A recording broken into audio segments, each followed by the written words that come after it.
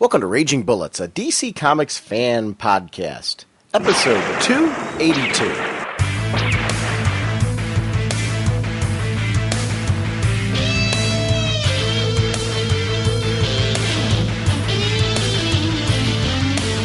Welcome to Raging Bullets. I'm Sean Whalen, drnorge on the comic forums, and I'm joined as always by my co-host Jim. Is this thing working? So said the sensei of the whatnot, Segulin, and the Duke of you-know. I was actually expecting something regarding my stink bug defense. Your stink bug? Well, that'll come up later. Yeah, I didn't think we were going there. That's right. Forgot about that. This episode, Jim and I have for the last week, well, it's actually been the last few months, we've been dealing with some issues because we replaced hardware, changed out hardware, switched software. It's stuff on your end you haven't heard, but it's things that we've wanted to tweak, especially if we're going to be doing interviews with people. So you guys haven't really heard it, but it's been problems that we've been dealing with. So what happened was Jim and I started troubleshooting these problems, and so we've got 4 segments that we put together for you that we were testing. So one is with Jim on the phone. The other is, so we did a whole segment that way to test and see which computer was in fact having the issue, if it was yours or mine. And then we did another segment where we did it through Skype with one configuration, then another. So on your end, you'll hear Jim in sort of different locations. And we finally, at the end, have got things tweaked the way we want them to. We fixed all of our problems. So the long story short, it is a good thing. This episode, we are chatting about Flash number 2, Deathstroke number 3, Legion Lost number 3, and Superboy number 3. So we have a nice packed show. We're also going to be releasing early next week a special bonus all listener voicemail episode. We've got a ton of listener voicemails that we want to get out to you. And rather than delay the content, we've got over 2 hours of content here with the comics we just talked about. Rather than delay that any further, we figured let's release an episode tonight. And then we can do a listener voicemail special to get all caught up on voicemails. And then we will be sitting pretty after that, and everything will be kind of caught up and running the way we want it to. So I want to thank everyone for your patience. On our end, it wound up being a very good thing because it'll make the show more efficient in the long run. We had issues where you and I were recording, and you were hearing like double and all kinds of crazy stuff like that. And we were working through it because it wasn't something that was coming across on the recordings. It was only something Jim was hearing. The problem with Jim hearing it would be that if we have a guest on, they will also have the same problem. So kind of a interesting journey into podcasting. We are proud members of the Comics Podcast Network and the League of Comic Book Podcasts. Jim, sponsoring us this episode is DCBService.com and InStockTrades.com. Over at DCBService.com, as usual, they're offering once again for issue number 5 all the issues of the new 52 at 50% off. That's $159.48 regularly, 50% off, only $79.74. On the flip side of that also, for anybody that has been getting into the new 52 and missed out, they're relisting issues 2 and 3 also at that discount. So if you're like, wow, I'd love to get a set, or I've only been picking up a couple of the books and I'm really getting into this and I want to get the whole complete set, this is a great opportunity to grab everything at 50% off. Or if you got a friend maybe who's gotten into the new 52 and you want to get them that at a deal, there's all kinds of options as to why you would want to do that. I think it's really cool that you can still get issues 2 and 3 complete runs. So take advantage of that offer if you haven't. And I want to thank DCBService.com for continuing to support the show. Over at InStockTrades.com, another deal they're offering over there, all DC trade paperbacks are available for 40% off. So it's a deal that they're offering. So Jim, That's another one you're going to want to. It's in hardcovers. 40% off until November 30th. So this is a great opportunity to get everything. Like I'm looking at Death in the Family. It's only $14.99. It's 40% off right now. Batman and Robin, Volume 2. Trade paperback, $10.79 because of the 40% off. This is a great opportunity to just grab those books at an Astro City The Dark Age, book 2, $11.99 at the 40% off. So, it's a great opportunity to get some of your DC trades, and orders of $50 or more give you free shipping. So, stock up for the 30th. Save 40% off on everything and get free shipping from InStockTrades.com. So, good stuff. James, what kind of a podcast are we? Raging Bullets is a spoiler podcast. We go in-depth in the plotline, story twists, and whatnot of the comics we're discussing on the show. So, if you haven't read the books, you may want to come back later so you can better enjoy the show. Let's talk comics. Be a good boy, finish your homework, and be in bed by 9. And hey, please tell the big man I said hello. Jim, our next review is going to be of The Flash #2. The creative team, Francis Manapul and Brian Buccellato on the story, art by Francis Manapul, Brian Buccellato on colors, Sal Cipriano on letters, Darren Shin, assistant editor, Brian Cunningham is the editor. And apologies for any name butchery. The Flash, this has been one of those books. It's funny, when we're even looking at the creative team and how it's laid out, this book visually for me is a treat. One of the things I think of now with The Flash, and I think it's something that I've really enjoyed with The Flash's de-aging, and I want to be careful when I say this.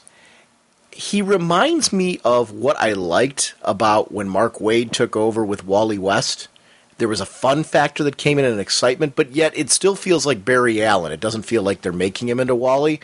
But I think it's what I like about it is there's a youthfulness to Barry. I'm enjoying the fun of the discovery of the Flash, and that's something that I'm really digging about this book. Plus, visually, this book is stunning. The sense of speed and the use of speed to drive not just the layout of the panels, but often the shape of the panels and decisions that are made with coloring and visual effects. That's something, even, we didn't actually talk about this yet, you and I, even the way his suit pops out of the ring, which is something we saw more in the first issue. There's just something fun about it. You want to be the Flash when you read this. Yeah. I will say this is a hero I want to be. Oh, definitely. And this is one of those titles I was really looking forward to with the whole reboot and everything, because I got to see who Barry was and got a taste of him through Blackest Night and just through his return and everything. I was like, oh, okay, this is a pretty cool character, and but I really didn't have a long Flash run, didn't have a long connection and association to a Flash. My first intro to Flash was Bart as the Flash. So, I've had kind of a sporadic relationship with the Flash. So coming in, ground floor, we're seeing this guy, we're seeing who is the Flash, but we're also getting a really good understanding of who Barry is. And that was something I was really cool to see, really liked. I like him as a hero. He's got a lot of the classic hero moments that is his character. He's the cowboy with the white hat. He's a hero's hero, and I thought that was something I really enjoy seeing. And it's something I'm really getting out of the character. I'm getting visually. Just we're talking these unorthodox panel structure and laid out to tell the story, to show his speed, to show what he can do, and it's just a really, really cool book and a really fun book to read. And then this is one that I read it, and then I read it a second time without reading the words. And I'm just looking at the pictures. I'm just looking at how the story lays out. It's funny when you're talking about the Flash being like a hero's hero with the hat, that whole white hat gimmick and stuff like that. That's something that was what the attraction was to Wally for me. And he learned that from Barry. I mean, Barry was his role model for that. It's great to see that. Yet I think what's really working for me on this too is that this is not even just in the visual styling of the book, but in the storytelling. It's very contemporary. We're dealing with stories like cloning. With stem cell research and all that, we know that, from pharmaceutical companies to scientists to military, straight on through, there's a lot of reasons for secrets in medical research. Just for competition alone, there would be reasons for that. Not even just talking about different governments. I'm talking about competition when you talk about pharmaceutical companies and things like that. That would be a reason why there'd be a lot of secrecy. So this cloning idea, while it's a kind of a crazy out there thing, with the fact that mob rule is just so many of this same guy, it's one of those things where it's touching on a topic that is very current, something that in the past few years there's been a lot of talk about cloning body parts and things like that to help people with a better quality of life. There's just been recently some heart research I saw on the news a couple nights ago where, being able to clone certain heart cells, they're able to hopefully help people in situations with heart disease. So, this is stuff that we're seeing a lot right now, and it's fresh, and I love that his cases revolve around things that are very current, very real world. Yeah, it's funny because one of the things we have been talking a lot about when we talk about the New 52 is realism and the realistic stories that are being told within this, amazingly far-fetched universe. The comic book universe, this stuff can't actually happen in the real world, but we get the feeling like it could in this world, and it makes sense in this world, and everything, like, you know what? And I keep throwing out the term realistic. You just say contemporary, which I think is another analogy of how the universe is feeling now. It's, it's that this could happen, maybe. There's some crazy stuff would have to happen for it to occur, but it's, a logical progression for what we're seeing in this universe. It's, it's realistic, and I love that about what I'm getting from the whole universe, but especially from Barry, because as we said, he's learning, he's figuring out who he is, what he can do, how he does it, and I love the fact that he didn't come in, boom, everything's good to go. He's the same Flash that we've always seen, that complete control and complete understanding of his powers. No, he's learning it along the process, and that's something that again is another cool thing for me, being that this kind of is my introduction to the Flash. This is really the first solid, strong run that I'm going to have and I'm going to remember. I'm a big fan of, in comics, relationships. And I don't think every character has to be in this long-term relationship or anything like that. I'm fine with certain characters dating around and stuff like that. But I do think marriage is something that I like in comics. And I loved Barry's marriage to Iris.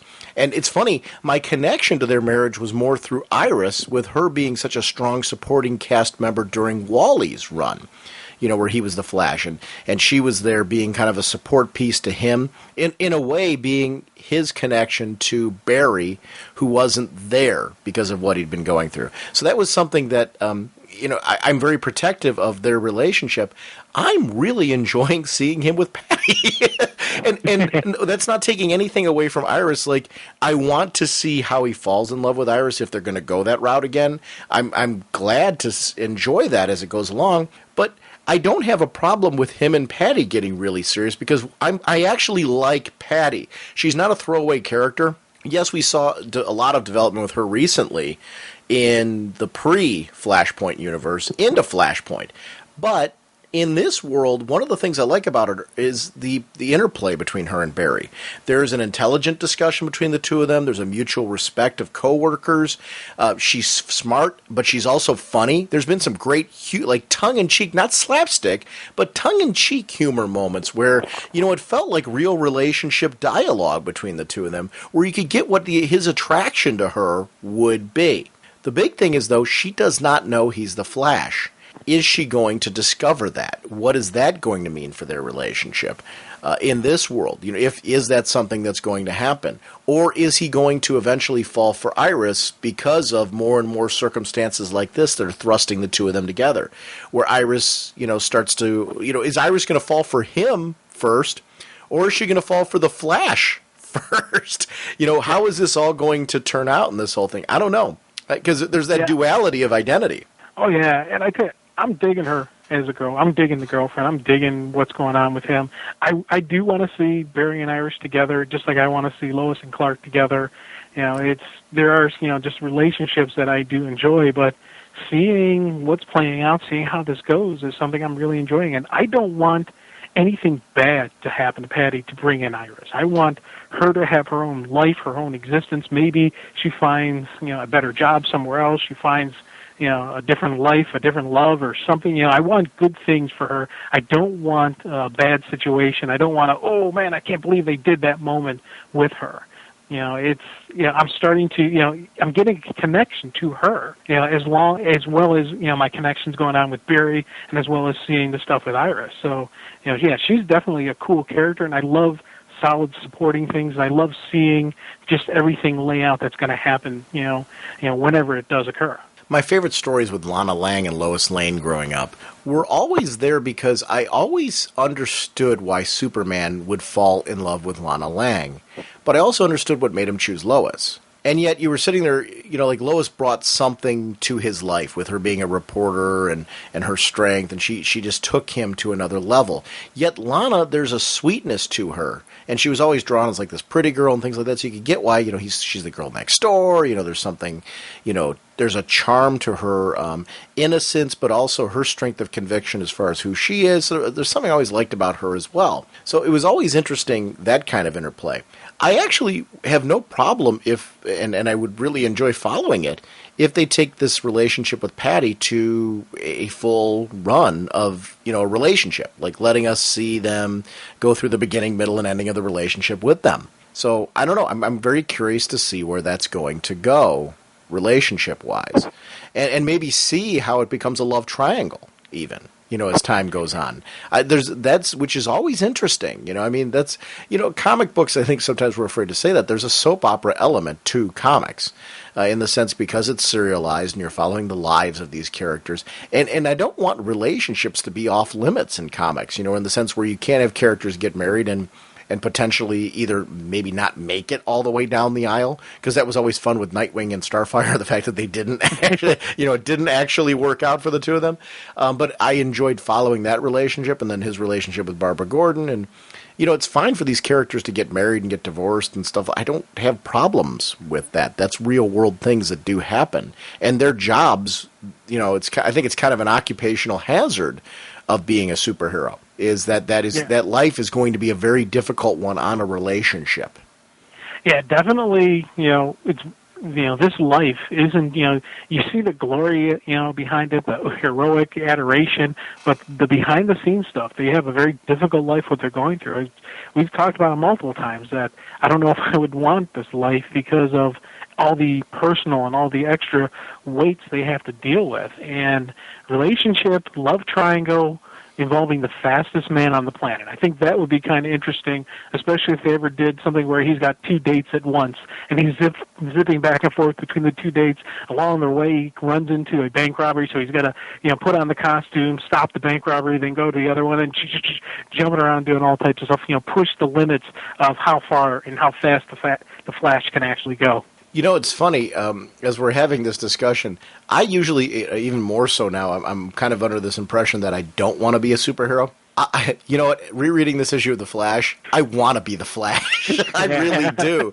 It just felt like this is one of those books that it makes it feel like cool. His costume looks cool. I love the tweaks to it because they kept it very true to the Flash costume, which I've always enjoyed the Flash costume, but yet they, updated it a little bit, made it kind of trendy, added a little bling to it, and it works. It actually really works to me. This was a costume.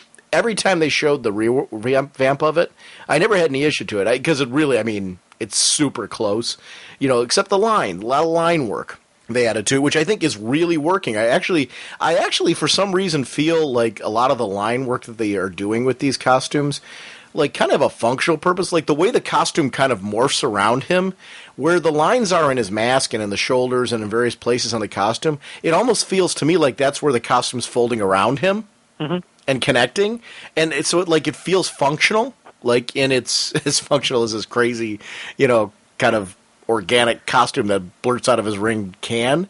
But I like that. It's something that I'm really enjoying about it, that it actually, in my mind, there's a storytelling reason why this costume looks the way it does. Yeah. And it's cool. I think, we're talking with line work, the lightning effect has been something I've really enjoyed. And when I've seen it before, I've always thought it was cool, but especially here, there's it seems like there's a really heavier accent on the lightning effect. With him, when you see him when he's moving, when he's really hauling, there's heavier lines, there's more of it going on, to the point where he's standing still. Like, you see it when we have that double page spread where he takes out a bunch of the mob. And then afterwards, when they got him cornered, like, hey, you can't be everywhere at once, but we can. we got that, that little buddy of yours who drowned. We got his girl. And you see the Flash just stop and slow down. The energy's gone. He's just sitting there, and he's got to be cool because he knows these guys have Iris, and he can't be there in time to save her and be here and stop them. He's got to pick and choose. And rule number one, protect the innocent. And I love seeing just how everything played out for this high energy kind of smirk on his face and this, whoa, okay, I got to stop. I love the visual of that, though, the step-by-step of the battle that you're talking about. Mm-hmm. Like that opening, the top panel where they have the story by Francis Manapul and Brian Buccellato, where you actually see him taking out multiple people at once and how fast that looks for him. And just, the every move, every motion has a purpose. But when you were talking about that energy around him, I love that that the energy flows through those lines that are naturally in his costume. Mm-hmm. Because when he's standing still, those same lines are still there. Yeah. They don't have the energy flowing through him, but that is where the costume meets. And I love how that just turned into a very cool visual. I like Dr. Elias. Yes. Yeah, the introduction of the comic treadmill. And I thought that was wonderful that they bring it in. And he's like, a treadmill? Really? And it's such a classic, iconic facts thing, but there is a little, are you serious about this? Well, and it's not a cosmic treadmill. That's what his point was. Unless it's a cosmic treadmill, you're going to end up with junk. And I loved how that, it was kind of a nod back to the cosmic treadmill. But I loved that because it wasn't specifically suited for his power set, it just ended up blowing up all over the place.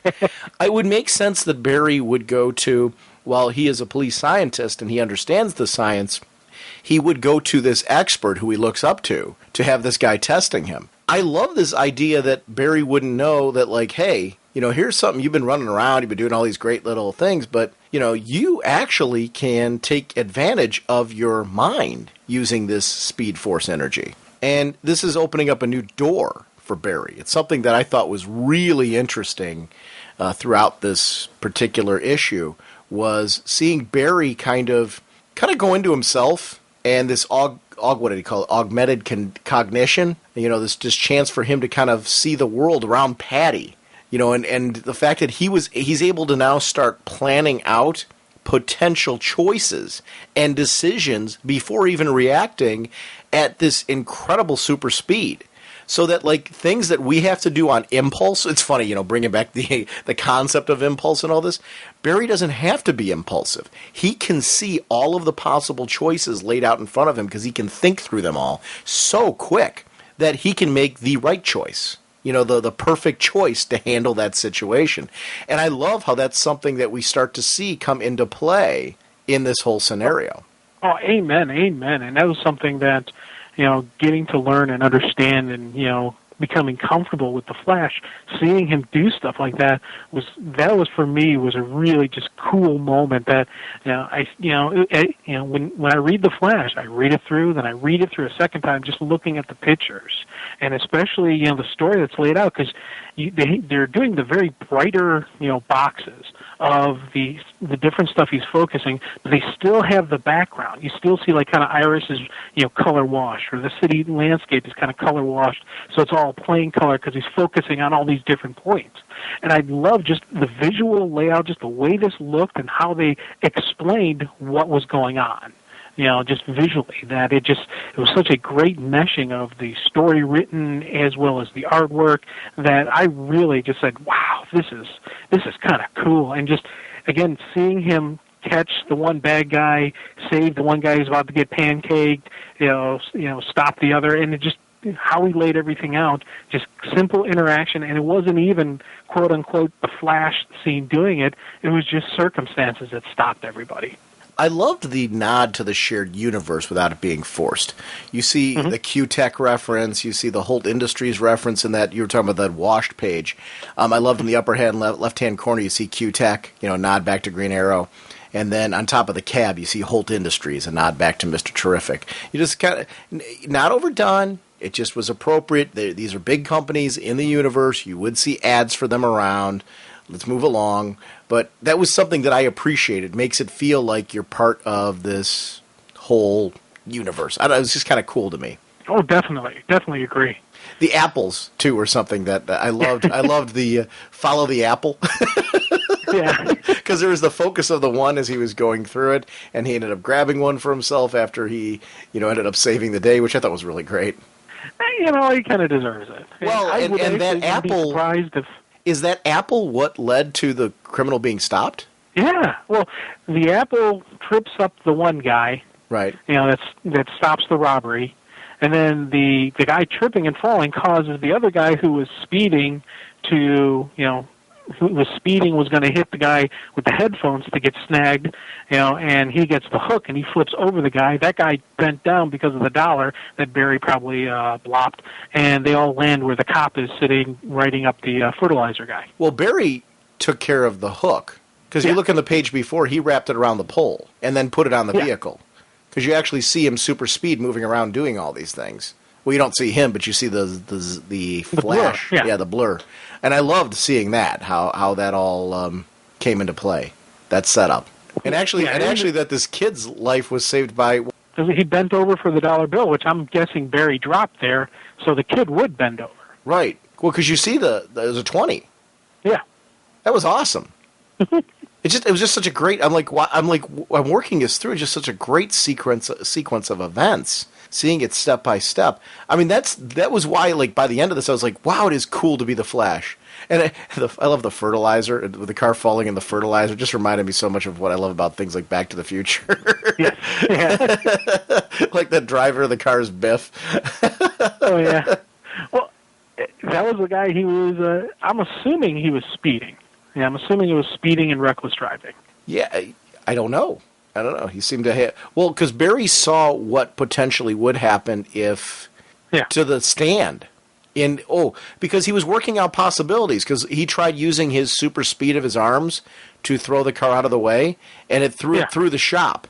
So by using the hook, he saw that we got to see different possibilities of what would happen with different attempts. And there was actually multiple attempts where the shop was taken down, or the shopkeeper was shot. Yeah, when he punches the bad guy, the shopkeeper ends up getting shot. When he takes the keys out the car and then uses his arms, the car ends up going into the shop. Yeah, see, I love seeing the possibilities played out. So he made all the right choices, so that he was able to save everybody. Which to me, that would be, that's kind of the Flash for me. He's the hero that manages to save the day. And you want, I don't want all my heroes to be perfect, but I want, a hero every so often that feels like your tried and true hero. Your accessible, nice guy. Barry's a guy you want to be. You want to hope that if you're a hero, you would be Barry. And there's something about the way he manages his world. That was always a consistency in my favorite Flash stories. Why do I look back at the Johns and Wade runs as being ones that I really enjoyed with Wally West? It's because you actually wanted to live in the city where the Flash lived. People started to really like him. And, he was a guy who could walk down the street and everyone's, high-fiving the Flash. They're proud of the Flash being there.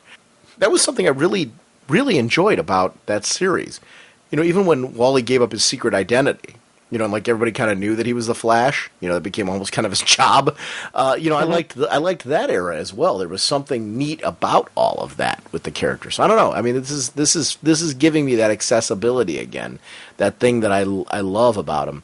And we go to Irish's relationship with him again, and her being coy, but they went out once before, and something led them for that not to happen.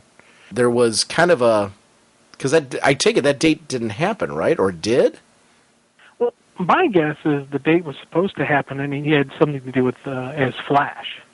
That's how I took it. That he couldn't make the date for some reason.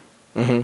And then there's the whole question of, is she asking me out to ask me out, or is she asking me out so she gets her inside scoop into the police department? And was that always what he's concerned about? I think there's that going on right now. That it's not. That he doesn't either. He doesn't trust his machismo, or he doesn't trust her. Or I'm not sure exactly where what happened to have a problem with on the first date. But I was kind of leaning towards that it was a Flash thing. That something he had to do got in the way. I think you're spot on with this. He doesn't trust her. But what happens when he starts to learn there's more to her? Yeah. Maybe she really is, this tried and true reporter with conviction, and is that what they're going to connect over? Because there is something more to, that's got to be the underlying thing with this. There's got to be more to Iris that we're not seeing yet. I'm anxious to see that. Like what connects them, what makes him change his tune with her. I like that. I like that we don't know right now. That's kind of fun for me. It's kind of fun to know that these two are going to wind up together. Or I'm guessing they're going to wind up together eventually. Are you feeling that way still? I feel that way, but I think it's going to be a while. Yeah. I think we're gonna be waiting years to see these two get together. I think we'll see Lois and Clark start to date before we see Barry and Iris. See, I don't know about that. I think the writing's more on the wall for Barry and Iris than it is for Lois and Clark, because they're at least talking about dates. The only reason why I say Lois and Clark before these two is just because it's Lois and Clark, and I think they recognize that they got to do something to keep the people who really want to see them together happy. They don't necessarily have to have them married yet, but they got to give us a little taste and a little tease. I think with Barry and Iris, they got more time. They can let it actually play out in the story and let it actually build and kind of take their time with it, because those of us who are reading it now, this is probably a beginning with a lot of people reading the Flash. So this is we can have fun with this. We're not in a hurry for it. See, and I'm wondering if we're going to see Clark date somebody else before we see Lois, because I don't see any love connection between those two anywhere on the horizon right now. I don't know. It'll definitely be a difficult road, but yeah. Yeah, I'm enjoying it either way. I liked when he found Manuel's passport. This is this friend of his. There's a personal connection. And that's one of the things I loved in 2 issues. They've taken this character who I believe was totally non-existent before, and they've made me believe that this guy's had a rich past history with Barry Allen, to the point where Barry's had a personal connection with this guy. This guy's helped him when Barry was shy. He's been that kind of friend who has encouraged him and been there for him. And he's been there for, him as well. And there's been this trade-off. And there's a bond, almost a brother-like bond between these two, where Barry's taking this very personally. And it's hard to maintain an objectivity during all this. Because imagine your friend shows up, and there's a possibility they're a clone. Because Barry doesn't know for sure that this really is the legit real deal. Yeah, he doesn't know who's real, who's what, what is, it's funny because I like the fact that we have a little bit more information than Barry does, but I like seeing him try to piece it together, and doing it with the running to all the different locations. Then as he's running to these different locations, he's thinking about his past and his dealings with us, we have a better understanding than he does, but we know he's going to catch up soon. We know that eventually Barry's going to piece it together, and you put it, you explained it just perfectly when you said this may be the first introduction of this character, but we already have this feeling like they have a long friendship, and this is somebody that he's known, because we all have friends from our college days. We all have people that we were close friends with, and then just for whatever reason we lost contact with. But we know if they were to pick up the phone saying, "Hey, man, help me out," sure, I'm there for you, because of this connection. I love seeing the fact that he reached out to Barry, and Barry's like, Manuel, what? Just as we're seeing him get snatched, the other guy, the real Manuel, getting snatched up. And he's been out of Barry's life kind of like he's been out of our lives. It is to Barry kind of like, wow, you're dropping back into my life. And that feels very real and natural, too, because that does happen. And that's something that I really enjoyed about it as well. Coloring was something that, I think it really helps that both of them are involved in the story. Because I think what you're seeing here is, artwork and story and color work that really is just all intermeshed together. They're really kind of like making artistic decisions based on where the story's going each issue. I don't know, I don't know how they're pulling this off, because I can't imagine trying to do all of these things that these guys are doing in a month stretch. So I'm going to be curious to see as the Flash goes on, if we're going to get a fill-in art team every so often. But to me, I don't know, it's working so well in this book. It's beautiful. Oh, big time. And it's, the one thing I'm wondering is, we talk about just because, fill-in art team, would that really work? Because the writing and the art they're kind of being done by the same people. So it's not just a separate, here's the story, here's the art. Yeah, I don't know. I don't know. I don't know how they're obviously they've worked out a system so they can manage this. And maybe it is just the two of them working together and developing it as they go along. That's working. Maybe they, so I would love to know their process for developing this. If they're doing something different than a writer, artist, colorist, creative team would normally do in this situation in order to kind of compensate for time. But they're doing it well, whatever they are, because this book feels very different. I like that. I mean, I like that every comic in this relaunch, it feels like it's part of the same world. But again, we've talked. I think we're coming broken record with it.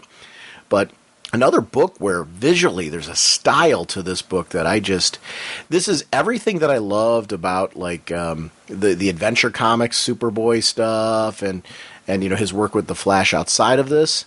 And Francis Manapul also did work on the Legion, and I really enjoyed that. I don't know. It's just terrific artwork. Actually, I remember Francis Manapul from Top Cow doing some work over there that I really enjoyed as well. Yeah, and I got to tell you, I loved this ending, this nice little cliffhanger where we have all the Manuels doing their thing, and it ends up doing a kind of a little pinch to the city's power grid, and then everything shut down, and it's just like, I was like, oh, this is cool. Now, it says that they need parts of him. So do you think that they, like with whatever they did to him, did it kill him, or is he still alive, or... Because we don't know. He's hooked into that machine. We don't know what happens to him. Yeah, I kind of... Because you got the one clone that's the doctor, so I was thinking maybe that's the real guy, but I don't think so, because the other one they're hooking in, and I was thinking kind of like the Vandal Savage, how he keeps his immortality by having other body parts and, stealing from his family. I'm wondering if it's something like that, where the clones need a kind of a reboot or recharge from like the original. See, I didn't take it as Dr. Guerrero was one of them. Isn't that Manuel's last name? No. Oh, crud. So that's not... I didn't take it that Dr. Guerrero was one of them. Because that's not... Going back to the beginning of the issue, let me just look for the last name, because that was one of the things when they told him to... They said... where is it? Largo. Right. So Guerrero... Largo, no, the Guerrero's not... If you take a look at him when he's up close with the other one where they're telling him to push the button, that's a different face. Yeah. That's not the same guy. I completely didn't look at his face.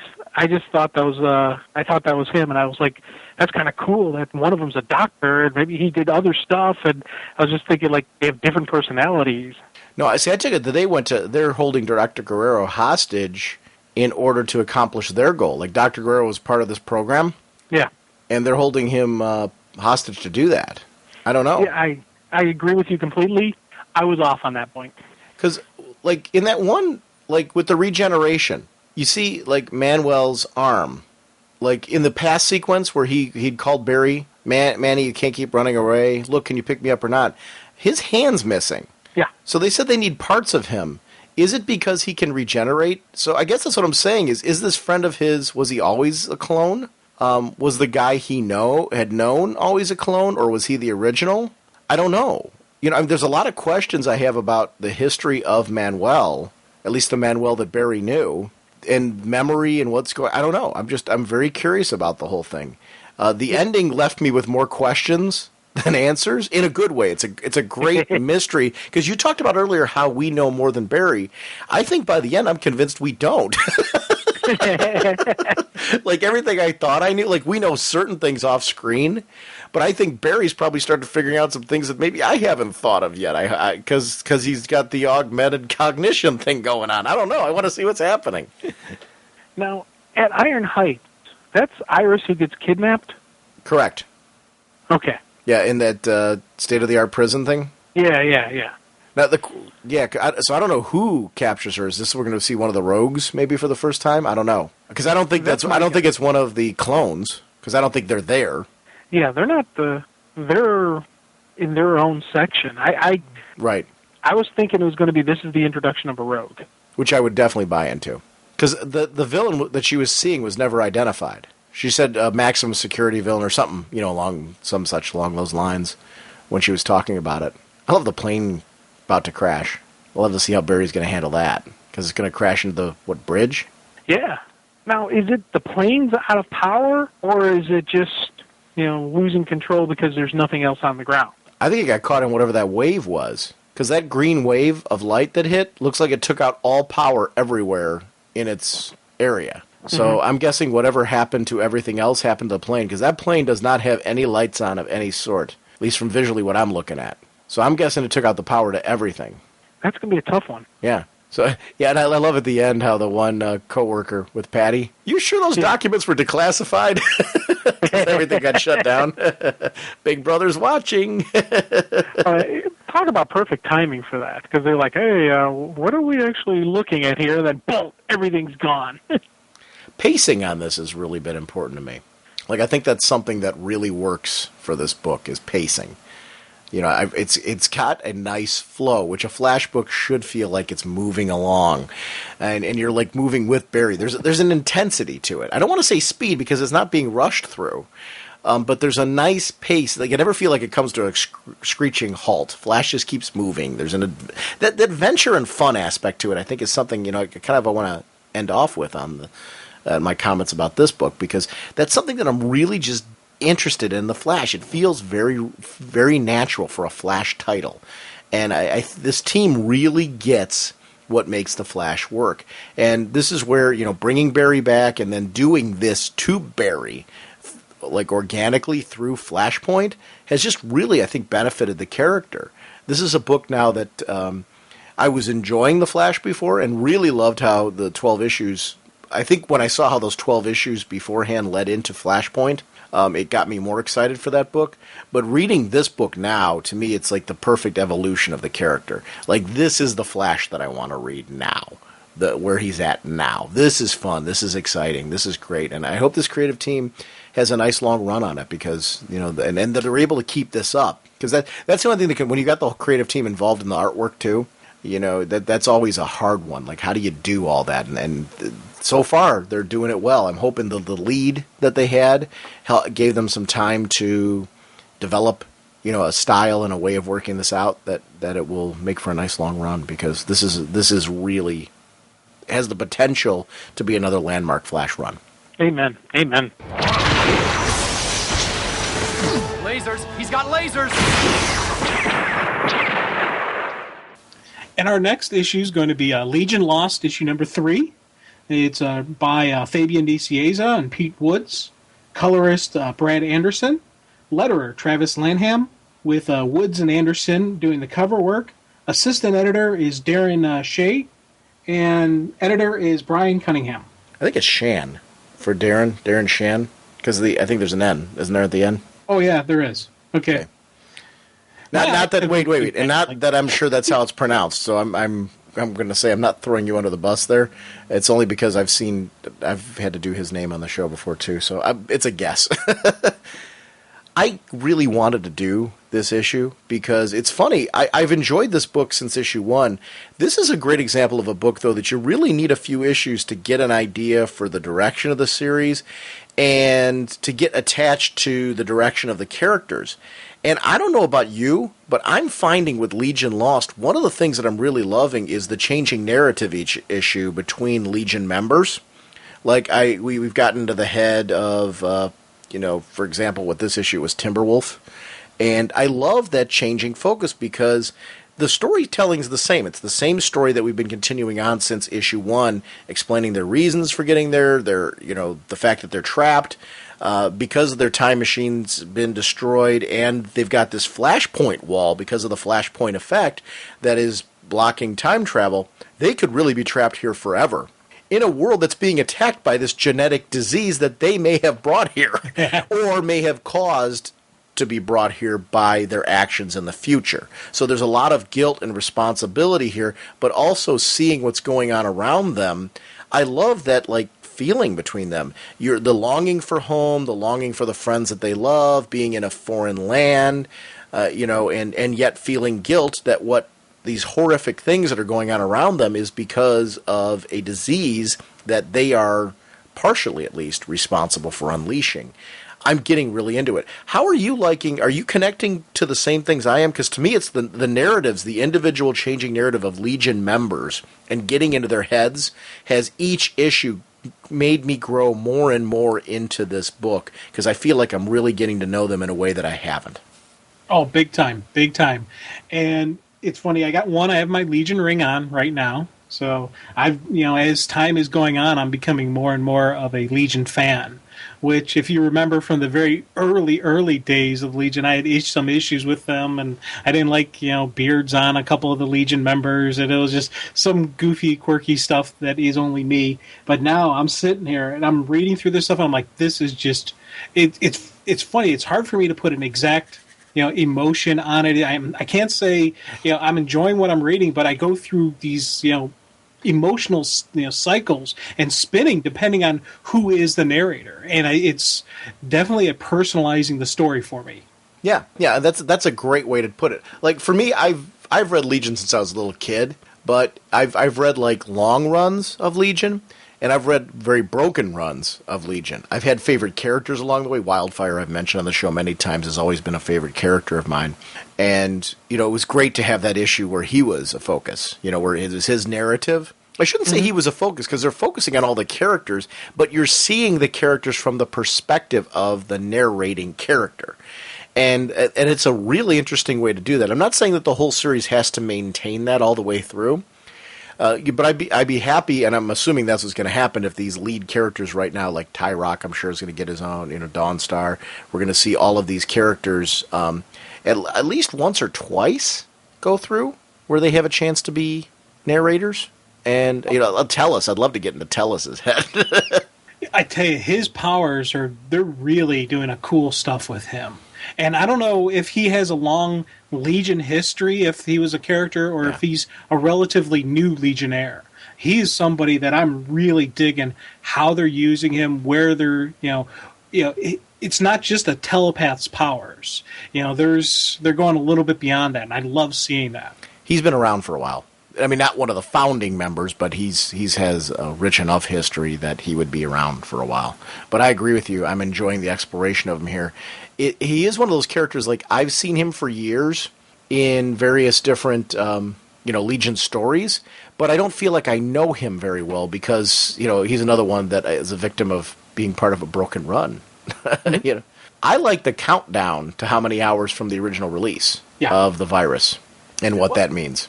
Well, it's definitely showing the spreading. It's showing the panic, showing the fact that, hey, we got to do something about this right now. Because if we don't, this can even spread worse. This could cause us some difficulty. I love the fact that they're monitoring some of the government agents who are like, hey, this could end up being a serious problem for us if we don't get our hands around it. Yeah, absolutely, I agree. I like that Tellus is kind of looking across this world and realizing that, not just Tellus, the whole team is realizing that, like, they can't approach Superman because what if they infect him? Mm-hmm. And Supergirl. These are people who are normally allies in this period. Plus, they've both been victims of the Flashpoint effect.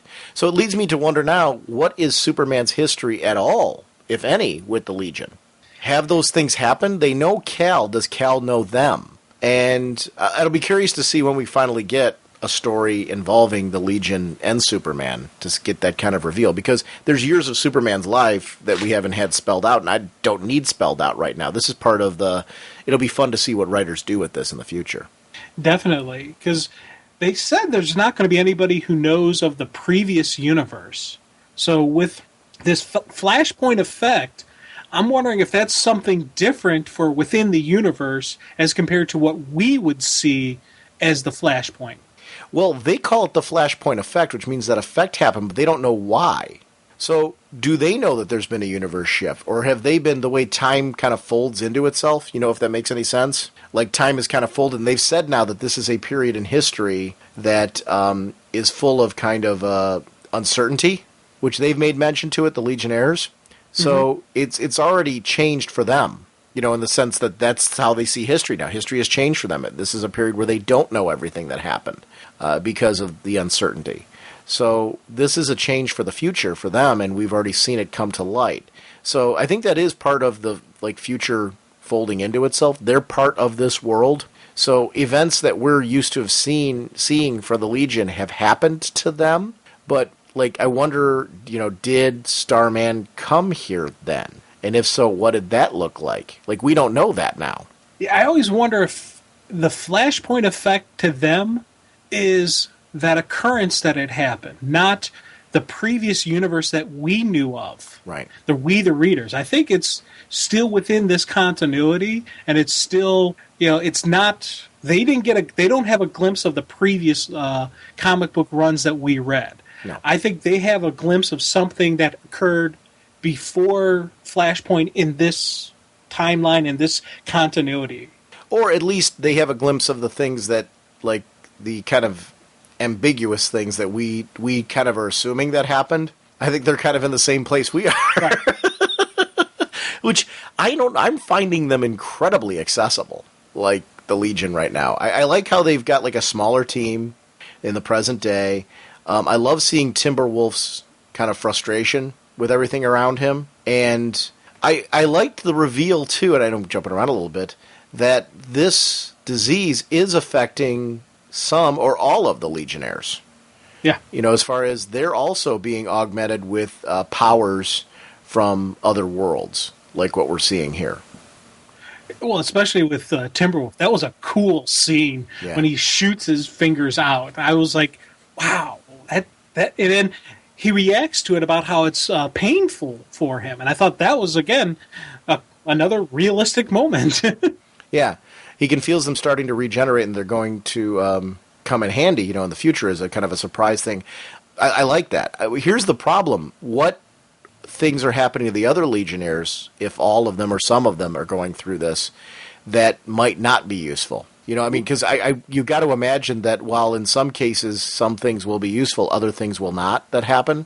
Mm-hmm. And that'll be, I think, a fun opportunity to explore as well. Yeah.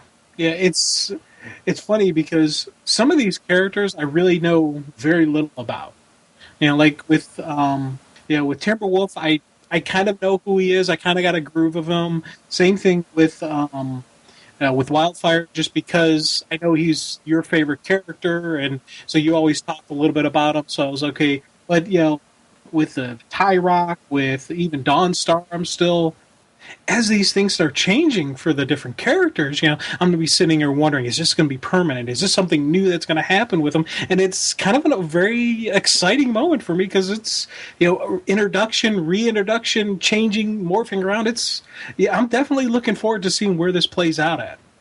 Yeah, that's one of the things that I'm really liking about that is it's seeing these characters from the future as more of the changes are coming about. This sense of like, okay, they killed two characters, Gates and Shapeshifter, Chameleon Girl. That's their Durlan. That's their one that they rely on. And she's trying to bring herself back to life. One on the team, I think, when their regular Durlan died or was off the team for some reason. She was his replacement. I can't pretend to know that history. I know a lot of, just through Legion stories I've read, a lot of times they'll reference back to the history of these characters and what led one character to be on a team and another one. So I know from passing comments from Legionnaires that it was something like that, I think. That's one of the things that I love about the history, though, is this will be something that after we're done talking, I'm going to go look up just because I want to know. I like that. I don't, it's like, why was Chameleon Girl part of the team? That's something that's interesting. But now he was seeking out Durlan DNA because she's trying to bring herself back to life. Now, what was that creature there then? Was that a human?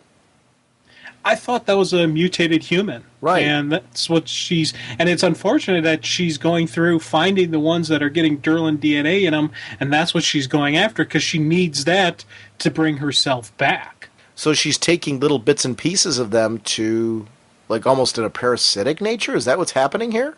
That's how I'm reading it. That a mutated human will have part of them will be the alien DNA, part of them will be the Durlan, and that's what she's going after. And unfortunately, she can't just take it out of them, and the person lives fine. So she's going through and she's digesting them and killing off the host, and it's in a way kind of. Parasitical. I also was thinking of it kind of like, if you remember from the Terminators, the liquid metal Terminator, how he would like snatch up a piece of his body part, would turn to liquid, and it would come back into him, when he'd get blown up. I kind of took it, it's that style as well with her, where she's, her the DNA scattered out there, so she's taking a bit of piece here, a bit of piece there, a bit of piece there. Yeah, yeah. So I guess, how are they going to... And here's the thing, is she consciously doing that, or is it something she can't help? Because there's a huge difference. See, on one hand, I was thinking she's consciously doing it, but I don't know if a Legionnaire would do that, so I'm wondering if this is more of just a natural survival instinct, and it's not anything she can control. Because you even see, Timberwolf when he's fighting her, he's kind of like throwing out comments, throwing out just different stuff to see how she reacts, and she's purely reacting towards must get that DNA, must go after that. There's no intelligent, it's more animalistic. So I'm thinking that she's not in control of this. She's not saying, yes, I'm going to kill these humans so I can live. It's just the body wants to live. It's a natural reaction for an entity to want to live and to want to be whole. And that's where it's going through. And it kind of has me thinking, what's going to happen if she's able to completely come back? How is that going to affect the hero? Or will this character be completely different than the Chameleon Girl that was around before, because it's not the exact same person? She's screaming, help me, and just said Wolf, so she knows his name. So I guess the question is, is that really her? Are they going to let this happen? Or will they have to stop her? That's kind of like my thing, because then you put yourself in a conundrum. This is your friend who died really trying to save this world. So, what do you do? Do you let her live? Do you let her... I don't know.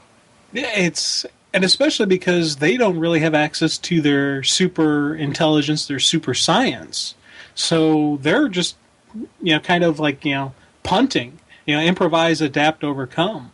I don't think any of these characters are really the heavy science brains. It's not like they have Brainiac here who could, figure out something using the current day technology to help her out. So it's going to be one of these...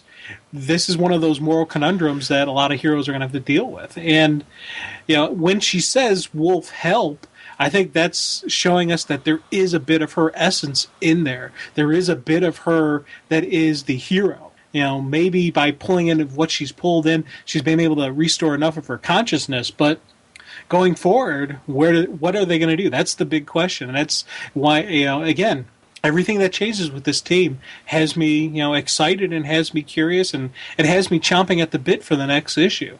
I'm really curious what happens if, she has to use, now that she's burst out of this creature, is there enough of her there to sustain herself, or will she now, once again, absorb into somebody else? Yeah, I don't know. It's one of those...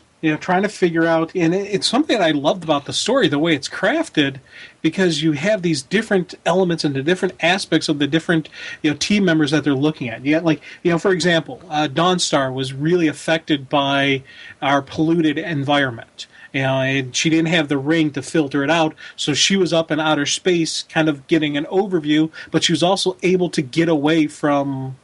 Earth, the dirt of what is the present day. You've got guys like Wildfire and Turok who are like, what do we do here? They're not the trackers, they're not the science people, so they were kind of like in the room with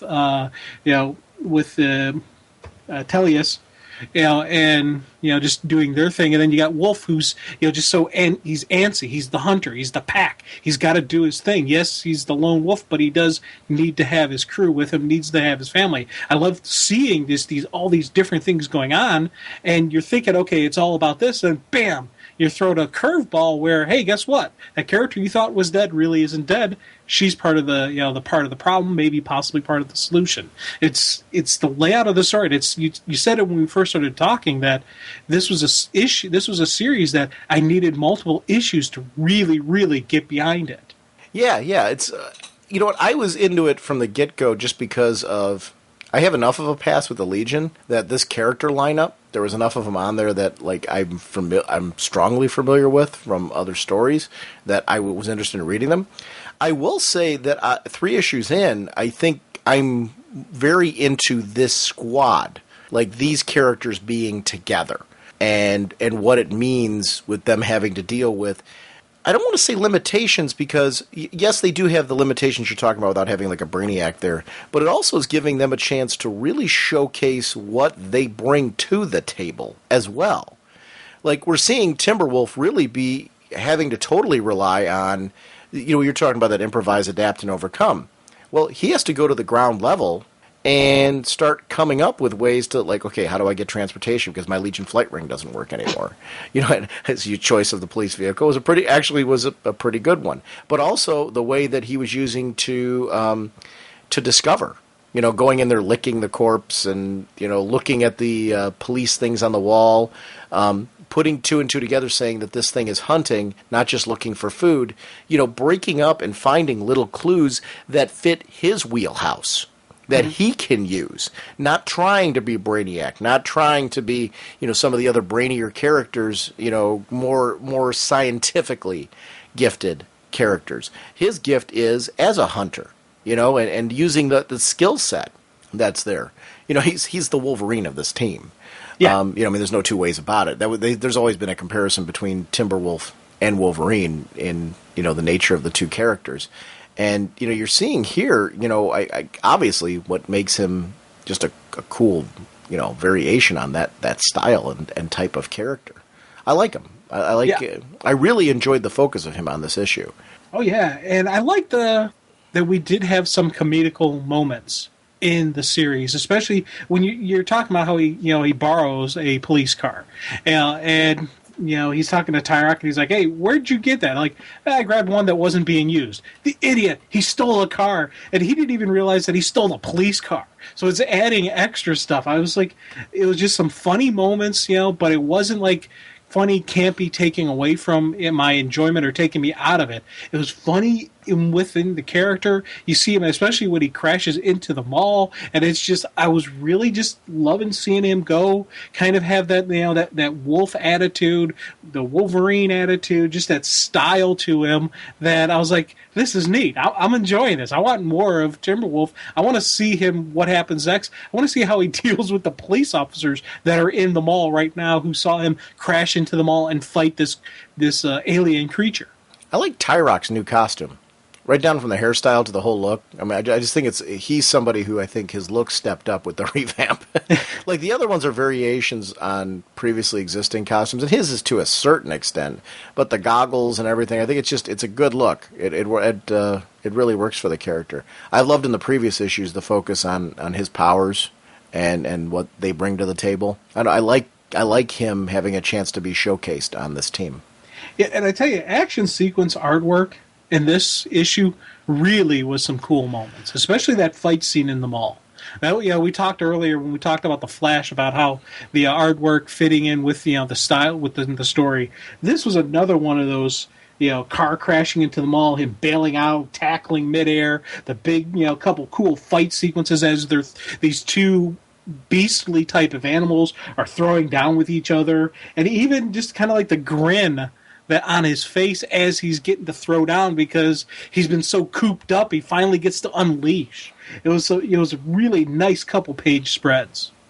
I'm the only one that likes that we've got a superhero team that's like it's in the DC Universe version of the Best Western. I like how that's working out. I like how Tellus, they needed to find a way to live for right now, and obviously, and Wildfire's bringing it to the table, saying, "Hey, we might be trapped here forever, permanently. So, like it or not, no matter how long we're trapped here, we've got to find out a way to live here." And he was really defending a lot of what's going on with the other players in this. Okay, some of them are stealing things or whatever, and forgetting the morality of that right now, saying, we're trying to find a way to adapt to this environment. We have to find a way to live here. We need to find transportation for those of us that can't use the power rings. There's a lot in that statement that he was making that, is encompassed by that. It's a very simple statement, but yet he's saying a lot about their current situation and what that means. I really like that they're talking about this. It's not something that just like they instantly have a base of operations that makes sense. They don't have that luxury. They have to deal with what is in front of them and have to learn about this world. They aren't from this. They're from the far future. So things that we take for granted are very alien to them. And you can't like get jobs or do things like that where you have to have Tellus with you everywhere. You're going to have to come up with ways of fitting into this world. And how does like a Wildfire do that? He's stuck in a containment suit. I like that was an exploration in this. With the previous issue, that, you know, he had to deal with a guy who got his powers that embraced them and wanted to evolve and wanted to become like this energy-like being and wasn't trying to hold on to his humanity. Whereas Wildfire like kind of learned from it that this containment suit isn't so bad. It's, you know, it's keeping me, and not him. Mm-hmm. But the question is, am I right or is he right? You know, that becomes one of the things. You've got this guy that's gone godlike. That's one of the things I've really liked about these issues. Some really in-depth character explorations. And I loved seeing Wildfire kind of dealing with the emotion. He's in love with Dawnstar, but he's never going to know her touch, you know, or kiss or things like that. Sure, she can kiss his helmet, but, you know, he's not going to feel that. You know, those are things where their love is really a true, tried and true emotional love that comes out of respect of two comrades who found a way to make that work into a relationship. But it is something that frustrates him.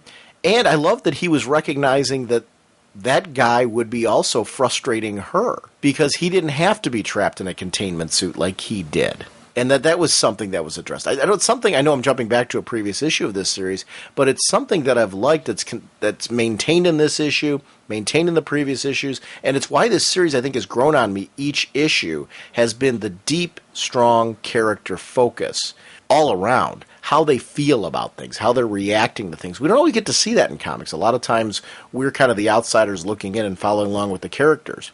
In this book, it really works, and it's something that I think is essential to, because this team really is giving us kind of a look at what the average DC universe is kind of like right now. Like, what are people like? You know, what are they dealing with? What's this world like? They're kind of giving us an objective look at this world because of the fact that I think they have to stand away from a lot of it so they don't change things or inadvertently cause the death of major superheroes. Like, I don't know how many team-ups we're going to see in Legion, or I'm sure the characters are going to have to appear in here because they're present day, and you'd be nuts not to do that. But it's going to be very tricky for them to deal with these heroes because they don't want to infect them. One of the things that, because you mentioned with Wildfire and just his whole, you know, the last issue, you know, that issue was one of those kind of turning points for me where I really, you know, started seeing and getting a cool understanding of who the character was. Because before that, I knew who he was. I had an understanding of some of the stuff he does, but that really emotional look. And by the end of this issue as well, I was into the story for the first and second issue, but by the end of this third issue, I'm now thinking off-page stuff. And I'm thinking about their interaction because I love the fact that they mentioned they can't go to the heroes because they don't want to infect them. And they got to watch everything. It's, you know, there's more than just the normal time travel issues. Yeah, that's something I think that's really important about the Legion. My favorite Legion stories have been character-driven, where you get to know them.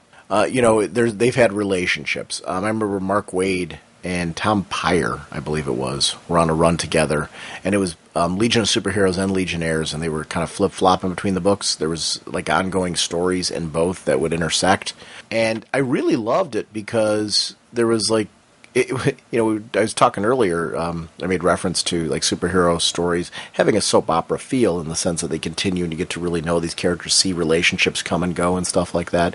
And what's important about that is you learn a lot about characters through their interpersonal relationships, whether they're friendships or emotional, like physical relationships, whatever. You learn a lot about characters through those. And it's tough in comics a lot of times to find the right balance of all of that to make these characters feel three-dimensional. And I think the best Legion stories, why are there such long-term fans of the Legion books, I think it's something that any of us that have read Legion stories throughout the history of it, the ones that stood out have been the ones that have had that. They've had that sense of strong drama from characters that feel like, you know, even though they're from these crazy alien worlds and stuff like that, that feel like there's love triangles, there's relationships that are going good, there's relationships that are falling apart. They're dealing with all of these things like we juggle them in our own personal lives. So there's a lot to connect with the Legion when they're well written. They go through the same things we all go through, the ups and downs. And the fact that when one part of our life is on the upswing, that doesn't mean that every part of our life's on the upswing. And they have to deal with that juggling act, as people. And that's something that I think is an important key to the Legion books, is that juggling act. And the fact that they're able to kind of maintain that. So I don't know, it was something that it stood out for me in this, and I found it very, very interesting. It's a great issue. And it really is issue 2 and 3. Like, issue 1 was a good introductory issue as far as, like, bam, this is why we're here, and this is what being here means. And it changed the status quo for 2 very important characters in the story. But issue 2 and 3 for me were the ones that really got me hooked onto this book. And they were really essential. Like, issue 1, I wasn't hooked in. I was interested. It did the right things. And issue 1 there should be enough in that issue to make you say, okay, I want to read more. I want to see where they're going. Issue 2 and 3 made me a believer in this book. Yes. Like this book is rising up the stack as far as being a title now where I'm like, ooh. It's again changing my mind as far as which are my top tier books from the DCU. And 2 and 3 has really bumped this one up there. I do think, did you feel, I know your Legion history is a lot less than mine, did you feel that this gave you a much better feel for who the Legion are? Did you find this to be accessible? Or did you find that you had more questions about these characters by the time you were done with issue 3? Oh, no, definitely, really, it's these, the description you said is a very accurate to what I was thinking. Issue 1 was a cool introduction. It was a good story, but I wasn't, like, passionate about it. By the end of issue 2, I was like, oh, okay, this is, that character development and just those character stories within the action and adventure. And then issue 3 continues on that adventure, but it also continues on that exploration of the characters. So this is something now, by the end of issue 3, I'm thinking off page. I'm really into these Legionnaires, and I want to see what happens to them. Cool. It's a good book. Yeah. You look good. Been working out? You could probably use a little sun. Then again, who am I to talk?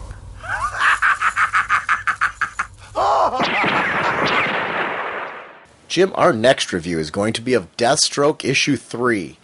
Writer is Kyle Higgins, pencils Joe Bennett, inks Art Tiber, colors by Jason Wright, letters Travis Lanham, assistant editor is Ricky Purdin, and the editor is Rachel Gluckstern. Deathstroke was created by Marv Wolfman and George Perez. Jim, this is a book that you've wanted to talk about actually since the New 52 have come out. It's one we've been trying to fit into there. This issue is called Legacy, actually, is the title of it. Why don't you start off by just telling us a little bit about why Deathstroke? What is it about this book that has grabbed you so much out of the starting gate? Well, Deathstroke's always been that great villain for me. I've absolutely just loved the style, just love the character, and the fact that they have no issue with letting him be a villain. He is not a nice guy. He's not a good family man. He is not misunderstood or whatnot. He is a killer. He is a warrior. There is just that code and that code of conduct, and just the machismo of Deathstroke is something I've always enjoyed. And so when I heard that he was getting his own series, I was really excited for it. And this, right out the gate, had me going, yes! The opening issue of Deathstroke, he kills kids, which normally I do not, I'm not for death of children, but just the way they did it, what they did, they finally let Deathstroke be able to kill some teenagers. And there was no apologetic about it. There was no peaceful, calm way. They slaughtered them. And he did it just to send the message that he's Deathstroke. And throughout every one of these issues, he's sending the message loud and proud that he is Deathstroke. Do not mess with him. And I love the fact that they're not being apologetic, they're not being diplomatic, they're not being political, they're not being anything other than this is a nasty guy. Well, and I don't know that he would agree with you. It's one of the things I really enjoy about this book is that Deathstroke's got a code. Now, it's a warrior's code, and his idea of what a warrior is very much so in line with the way today is. It's a barter in exchange for his services. He considers his services to be a time-honored tradition. What drives respect is money. And it's not about serving kingdoms, it's not about serving kings, it's about money.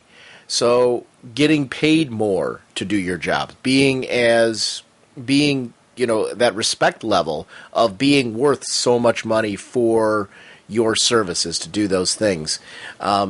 It's the motivator, it's the driving factor. It's not about winning, for a king. It's not about being the lead general. This is really about money.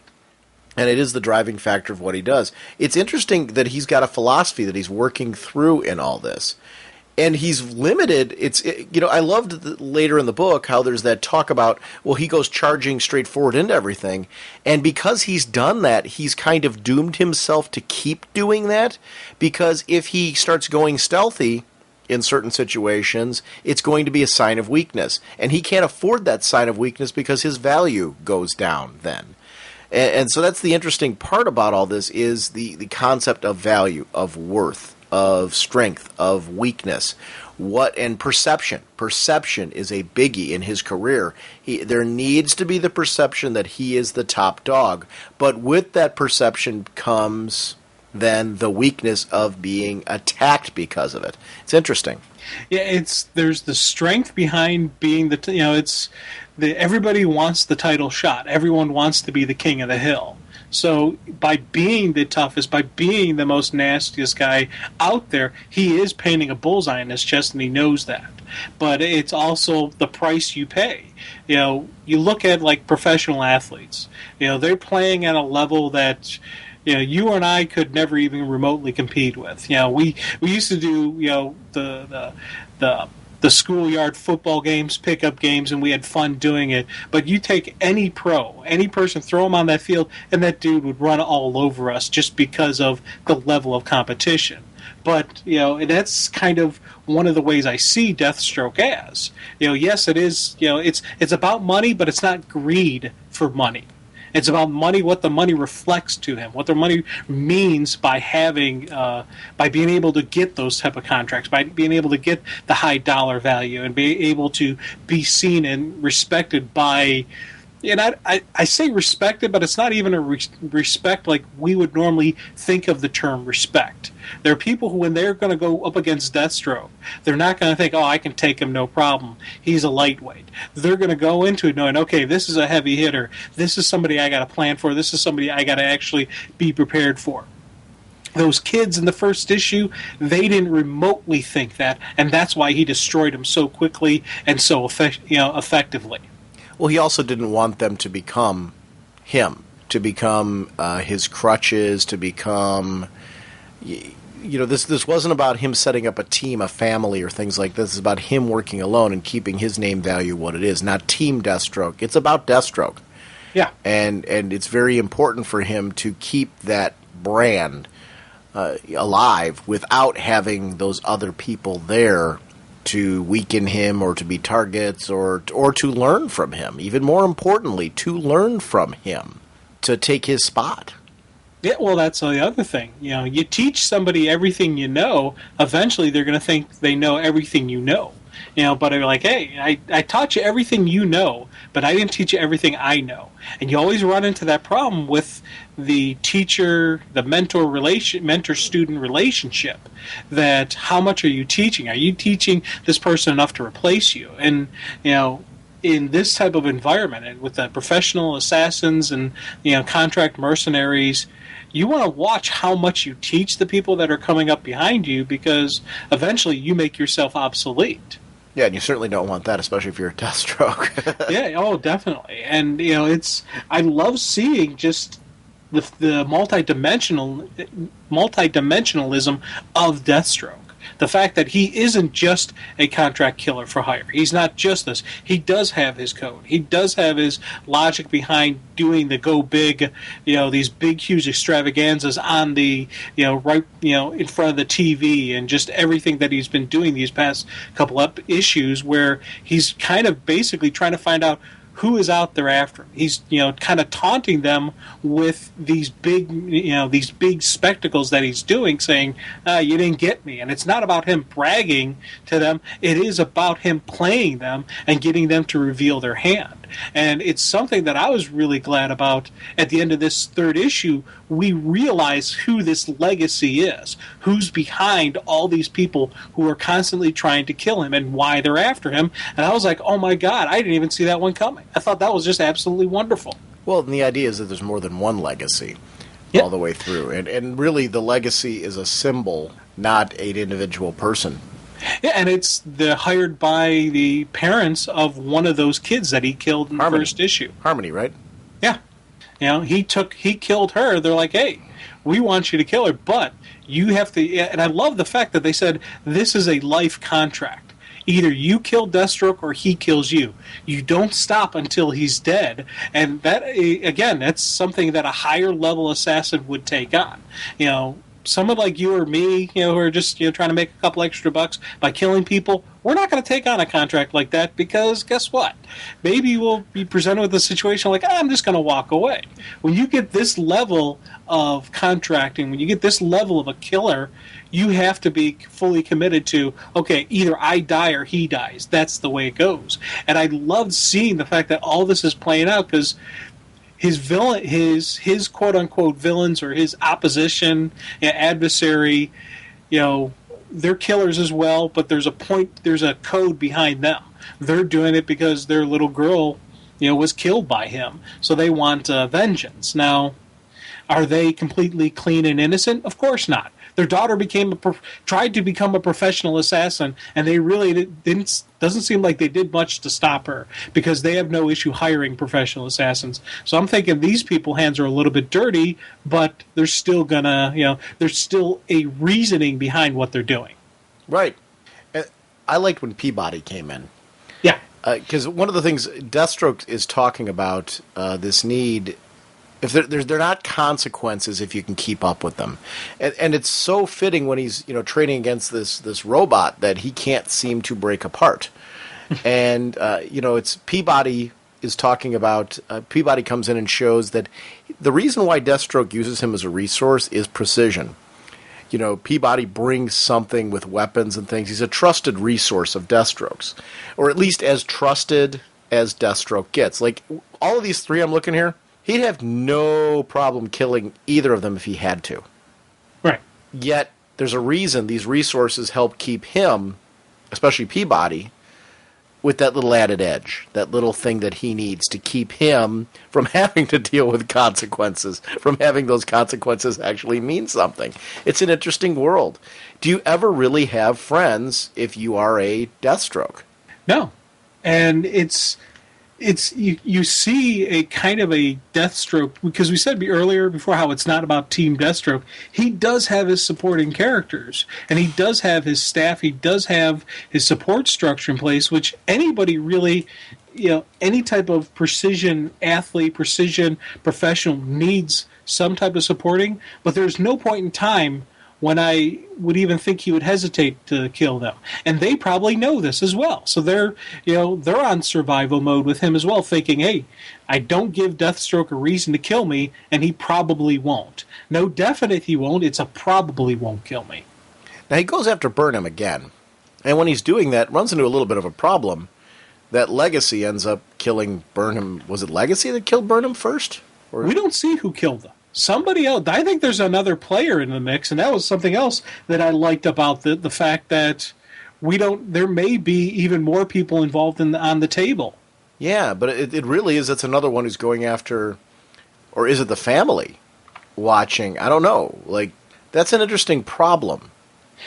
It's definitely not Legacy, because Legacy is in the middle of a fight with Deathstroke when that guy dies. I guess so. There's another player in the mix.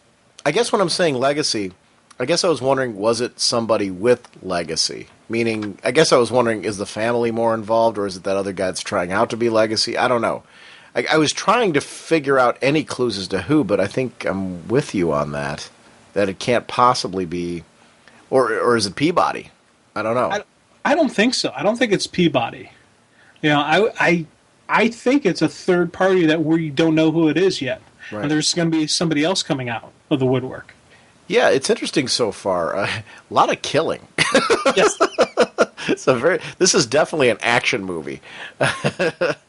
Yeah, a lot of gory, beautiful blood sequences as well. This is another one of those where it's so different looking than The Flash, but like in The Flash, a physical presence, the physical artwork really magnifies the story and really amplifies what I'm seeing. Because if this was just like a written out story, yeah, it'd be kind of neat. They're describing the fight sequence. But because we're seeing the way this action's playing out, we got multiple full page spreads of these two going at each other. And when you finally do get the kill shot, you see he chops the dude's head off cleanly, and you get the blood splatter. It's a lot of stuff going on, but it's not crowded, it's not cluttered. It's laid out beautifully, and it's one of those beautiful gore. Yeah, he's chopping a lot of people in half and stuff too in this, and it just makes sense. He's got that huge sword, and just this armor suit, and yeah, obviously he's enhanced. It's funny. Do you think the guy's called Legacy because the family's trying to destroy not just Deathstroke, but what's important to him is legacy? Is that the goal? That's kind of my guess. I think it's a double level to the name. Part of it is the legacy of their daughter. Part of it is trying to destroy who Deathstroke is. Take away. You don't want to just kill him. You want to take away what's important to him. Yeah, he lives in an interesting world. Deathstroke's a guy I definitely would not want to be. But I enjoy reading him the same way I would any other, action movie character. There's a strength to him in the way that he carries himself. I like that there is a code. Like he lives by a certain theory on what will make him the top dog, what will keep him the top dog, and the need to be the greatest. He needs to be the best, and he will. Like if he were defeated, I would see him coming back and specifically needing to defeat the person that defeated him in order to maintain that greatest status. So there is a drive there to be that greatest, to be that best for that legacy and reputation that he talks about. So that's something I really am enjoying about the character and this kind of ground floor exploration with him. I'm taking it that this guy has not encountered the Teen Titans. This is not that guy. That doesn't happen. Yeah, on one hand, I would say yes, that this is not the same guy. But then on the other hand, with the whole eye patch, the fact that he doesn't have an eye, could it be, what happened with Joey, and how much of the past that we know of Deathstroke is still in canon, still in fodder. We know Rose is around because we see her in Superboy. But what is what is the connection? What is the relationship? What is the dealing? What is his past? That's going with the reboot. I'm trying not to say what's the past, but with him, I really want to see. I really want to read those stories. If I remember correctly, though, didn't that happen before the Titans? Joey was a part of that, but wasn't that before? Yes. Yeah, it was when he was a little kid. It's how he lost his throat or his voice box. Right. So wouldn't that then... So those situations could have happened. Obviously something traumatic happened to him in the past, but that doesn't mean that the Titans happened. I guess is what the point I'm saying is. I agree with you that the origin's probably the same, but if things for the Titans have changed, then... Although I guess... Yeah, I don't know. I guess a lot of the question mark relies on what did happen with the Titans. Because there's an implication in Teen Titans right now that they aren't the first team, but then yet I'm not entirely sure from the way Starfire and some of them are acting that there was a long-term team going. So, did Judas' contract happen, for example? How much of Deathstroke's story with the Titans happened? I don't know. I don't mind the ambiguity right now because I don't feel like that it's going to forward this current storyline to know that. I think there will come a time where Kyle Higgins needs to do something with that. I think it's kind of fitting that Kyle Higgins is writing Nightwing and this. Yes, it's definitely I'm hoping we'll see some interconnections and or commentary that can that can be seen as crossovers. But it's funny because when I say I want to know the backstories, it's not I need to know the backstories to enjoy this. It's I just want to see the story that he'd create, because I'm so loving his take on Deathstroke that I want to see the stories that he would tell. I would love to see a kind of a Judas Contract type of story told from his perspective with this Deathstroke, this current person we're seeing, what made him the way he is now. And that's when I say I want to see the past. It's not I needed to understand the book. I'm loving the book without it. Right. I'm thinking I want more and more stories about this guy. I want multiple titles starring this person. Yeah, I agree with you. That makes a lot of sense. I'm enjoying this Deathstroke. This Kyle Higgins, I gotta tell you, what a writer that's really kind of taken the world by storm. We got some cool up-and-coming writers at DC. We got a lot of the, my favorites, my all-time favorites who are involved. And, you got, then people like Scott Snyder who've been around a little while. Then you got Kyle Higgins who's, brand new, at least brand new to me, through his work on Gates of Gotham and then Nightwing and this. And, boy, he's just hitting it right out of the park. So I like this kind of mixture of young blood and established talent. It's working really, really well. It's a careful selection of both, and then we're seeing people like Ann Nocenti's coming back on books like Green Arrow. So I think it's a nice mix, and I think that there's room for all different tiers of creative right now at DC, and I'm glad that they're taking advantage of that, because I think that's really, really important to use kind of all the creative options that are out there. Now, let me pose a question to you. Sure. You're in a fight, you're dealing, Deathstroke's going to kill somebody, you just happen to be unlucky lotto. Wrong place, wrong time. Okay. Now, do you think he doesn't really need to kill you?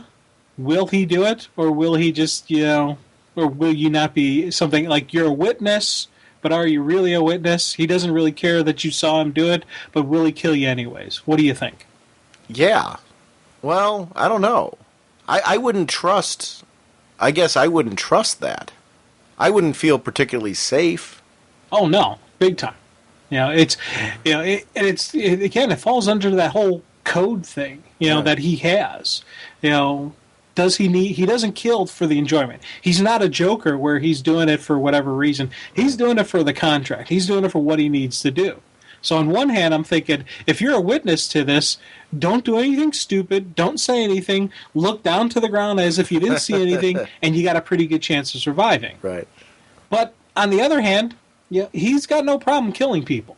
And he may, if he needs to, think, it's probably better safe than sorry. Let me just eliminate this problem before it has the potential to become a problem. Okay, well, let me carry this a little bit further. What I would do in that situation, I would make darn sure that Mr. Deathstroke knows that I am very capable of telling a whole bunch of people what he just did, and that I'm very useful to maintaining his reputation. Because it's very important for me to become very useful to Mr. Deathstroke, sir. But hold on. Uh-huh. If you start kissing his butt, start doing the Eddie Haskell routine, oh, no. He may kill you just to annoy you. No. No, I don't mean that I'm doing the Eddie Haskell routine. I mean that I'm going to tell Mr. Deathstroke, sir, that whatever you want me to do, that's it. I'm keeping it as quiet as possible, and I'm letting Mr. Deathstroke tell me what he needs to tell me, because there's no running from this guy. Yeah. I wouldn't take off and run, because I think that means I'm dead. Right? Oh, definitely. So, I don't know. I say in any situation with Deathstroke, you've got a 70-30 shot, and that 30 is the chance to live. Yeah, I think the 70, your odds are pretty good if you're there. There's a lot of collateral damage, and you could be part of that. I'm thinking I'd probably soil myself, first off. Mm-hmm. Just to maybe, because, you see somebody, do that, you're going to chuckle a little bit. Maybe I can get them laughing. Maybe I can get them thinking, ha-ha. Plus, that whole definitely good way to show that you're not a threat is by doing something like that. Now, that could annoy him, seeing such a display of non-manliness that could be something that could be my death sentence. But I'm hoping maybe the comical end of it, the aspect of it, will give me a chance of survival. Now, this isn't a knock. Do you really see yourself soiling yourself? Yes. Okay. See, I don't know. All kidding aside, I think just the one part of me, I think I would do it intentionally for that exact reason that I'm saying. But the other part of it is, this is a this is a nasty dude who we're seeing him do nasty stuff, and maybe it may not be a complete soiling. I may puke, I may do something, but I don't know if I could handle such graphic gore and violence and be completely, in control of my faculties.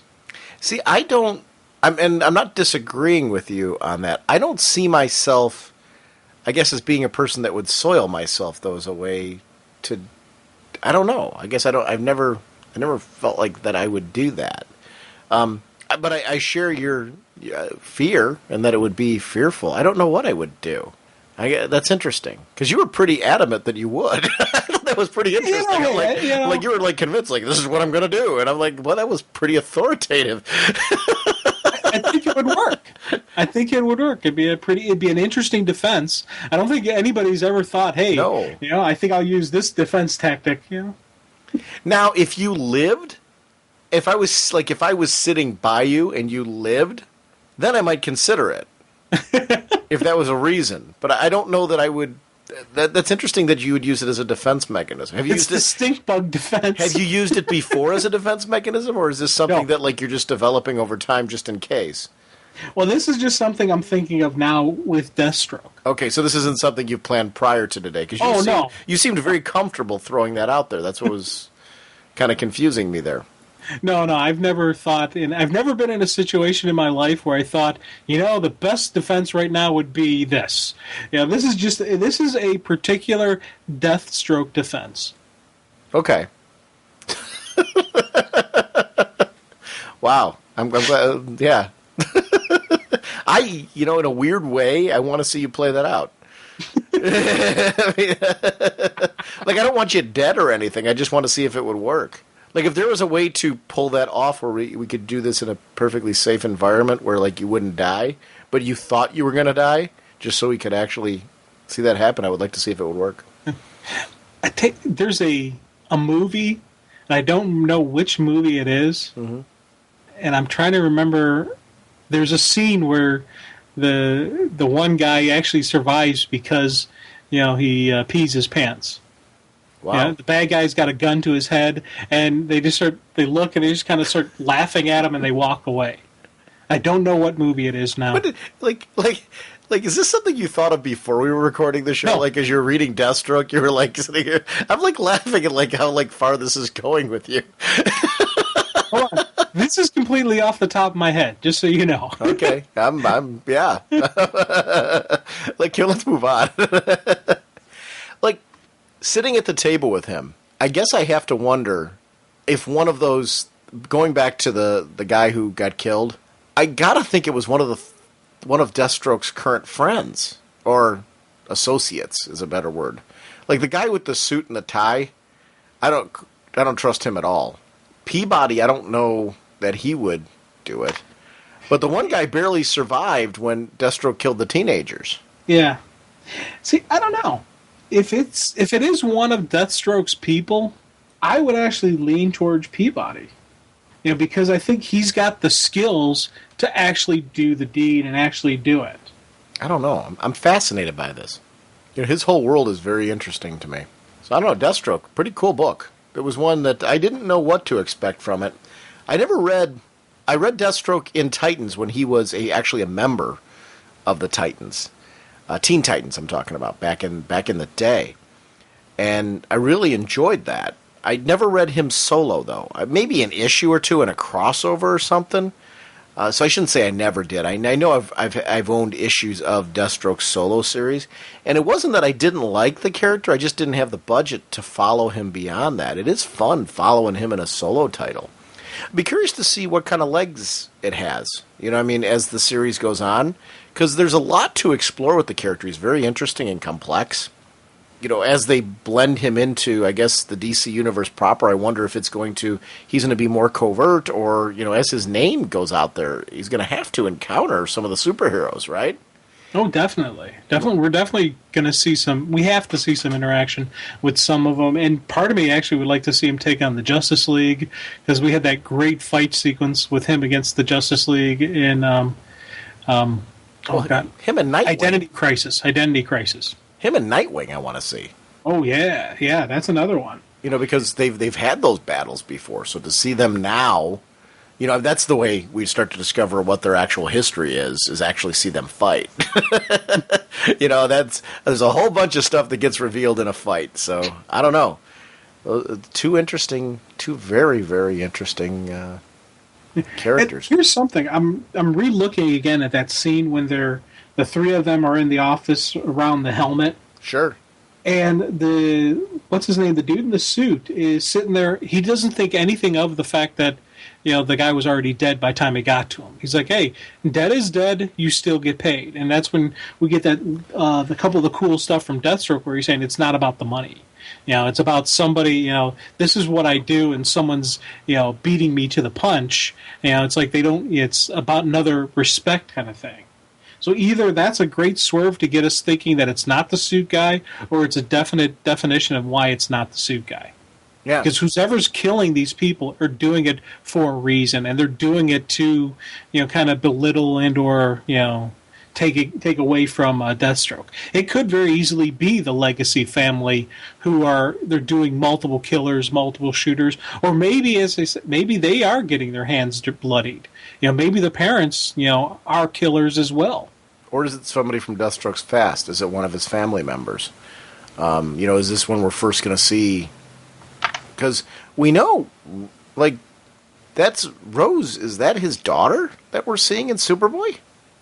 I'm assuming. Same name. Looks like her, except she's got two eyes. Right. But I'm thinking it could be his one son, the first Ravager. Yeah. So I don't know. Or the wife. Yeah, or the wife, yeah. I'm very curious about that. I don't know. It's interesting that a book leaves you with a nice little mystery 3 issues in. This is a book that's another example of a book that the more I'm reading it, the more I'm getting intrigued. Yeah. And I'm finding a lot of these where they're characters, and it is really tied into characters that either I haven't read in a while, or I've never read solo for like an extended period, that I'm finding that I need a few issues just to get a vibe on their supporting cast, their MO. What is it that, you know, is going to keep me coming back? But that is a consistent thing, though, I will say, like with the Deathstroke. Issue 1, I had no hesitation on wanting to read Issue 2. Issue 2, I had no hesitation to want to read Issue 3. But with each issue, there was more to the character that was drawing me in. Now I'm really a fan of this because I'm heavily invested in his own philosophy, but also to the mystery set up in the book. And I've got to be interested in the main character at some point. And if I'm not, you know, that's a book that I've just got to abandon ship on. In this case, I'm very invested in the main character. And the fact that it's like, does he have anybody that he looks up to? Or you know, considers to be like a true friend and confidant? And if not, what led him to this? You know, and I know it's some of the past that we've already seen is going to be there, but there's got to be some alterations to that as well. It's going to be fun to see Kyle Higgins kind of bring that out in this character. This is a book that I'm hoping is doing well because it's different. It's a really different sort of, and I like that he doesn't feel like a hero at all. Yeah, this is definitely a villain, you know, and I like him in that place. It gives him an opportunity for him to be kind of a foil all around the DC universe. Like you said, I wouldn't mind seeing him going up against the Justice League. I kind of, you know, I want to see what it looks like when he interacts with other villains, you know, and see him, you know, team up with a bunch of villains and go after people like the Justice League. What will that be like? You know, will he be the leader, or will he stay in the background and watch? You know, what would that dynamic be like for him? Yeah, see, I don't see him as the team player kind of guy. Neither do I. Which I would. It's funny how I could see them. I could see it going either way. Then I could see him being the leader, kind of charging in, so he has control of the situation. But then I see another part of him being content to kind of slink in the shadows and make himself useful in those sequences.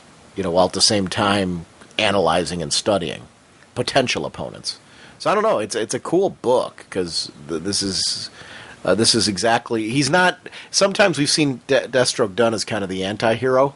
Mm-hmm. And then their circumstances have evolved him back into a villain, which is more what you saw when you first got introduced to him. Did you ever see him as the anti-hero in the comics, or was your introduction to him really with him strictly as a villain? My introduction to him was strictly as a villain, but there were periods where, especially with that last Titans run, where it was him and his team, where you kind of could see him as an anti-hero. You can kind of, he was trying to bring his family together. He had a noble purpose behind the death and the destruction. And, he was promising the different members something, and he was, keeping the promise. He wasn't being sneaky about it. He, told them, hey, you want a chance to resurrect Black Adam and your sister? Sure, I'm going to give you that chance. And he had the machine there for it, but they couldn't use it. And same thing with Tattoo Man. He promised him he'd give him a chance for revenge, and he gave it to him. So there's definitely... you saw the code of conduct, the code of honor, who he was in that stuff. So I always saw him as a villain, but I did see him as a villain with a code. Right. Yeah. This is a character I'm curious to see following through. I want to see him interact with family. I want to see what that's like. Oh, definitely. Because that's something is this going to be the same guy when he does that? So interesting title. Could you just once say, let's get in the car? Is that so hard? And our next review is going to be of Superboy number 3.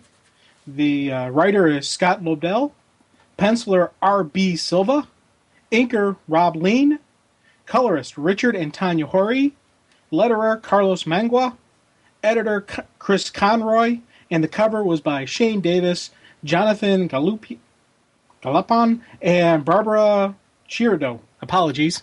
Yeah, I feel like I have to apologize every time. Oh, yeah, I'm sorry about that one. Well, you think with what I do, being a teacher, that I encounter so many different types of names from so many different backgrounds that I would be better at this. I'm horrible. But you know what I do find with what I do for my job? I have to ask the students, because I know... And I think it does make me more conscientious now with the creative teams because I know how it affects my students when I butcher their names. I think that's why I'm always so apologetic and everything because I know I do it horribly. So yeah, ditto on your apology for everyone I've screwed up. Well, most people can't get my name right. It's very rare that I find someone who can pronounce it when they see it, or even when I say it, they'll. As soon as they write it down, a lot of times they like to do SEQU instead of SEGU, and just accents on the wrong letters and whatnot. So, I get Sion Whelan all the time. So, yeah, I think that also makes me conscientious. Superboy. This was one I really wanted to do this week. We're trying to go through and hit all of the new 52, which is one of our goals, and gradually talk about some things casually as they come. We'll go back and do the other books again, as to double check on their progress. But Superboy was one of the titles I was worried about because I liked Connell, I liked Connor Kent, I liked the development of him. Adventure Comics I thought was terrific with him, and the progression of the character was something that I liked. So.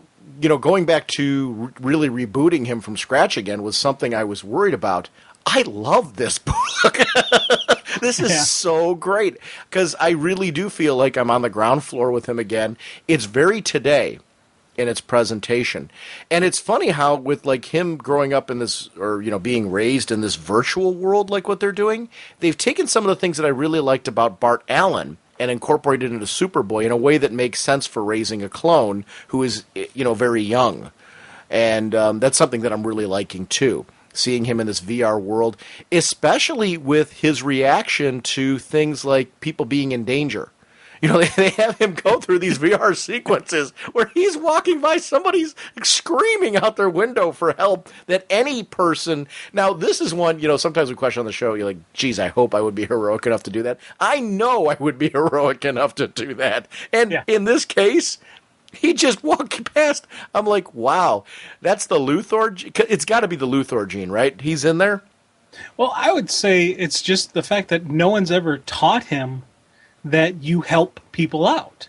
If he grew up in a very sterile scientific environment, no one ever really sat down and gave him a morality lesson. He doesn't know that if you can help somebody, you should help them just to help people, just to be a good guy, be a good person about it. So I think it's more of I say it's more of nurture as opposed to nature. Well, they did make reference to the narcissistic gene and things like that inside him. Like the last issue 2. They made specific. I think it was issue 2. So they made specific reference to what kind of a guy is he that he would do this. Well, you know what? I always wonder me personally. I always question whether our personalities are genetic traits. I think somebody who. There's not somebody who's more predisposed to be a nice person as compared to someone who's more predisposed to be evil. I think it's how you're raised, it's your upbringing, it's as a child, your exposure, what type of lifestyle, what type of family you grew up in is what makes a person how they are. Now, people will argue it, and everyone's free to have their own opinion on this, but I never liked that genetic disposition for something.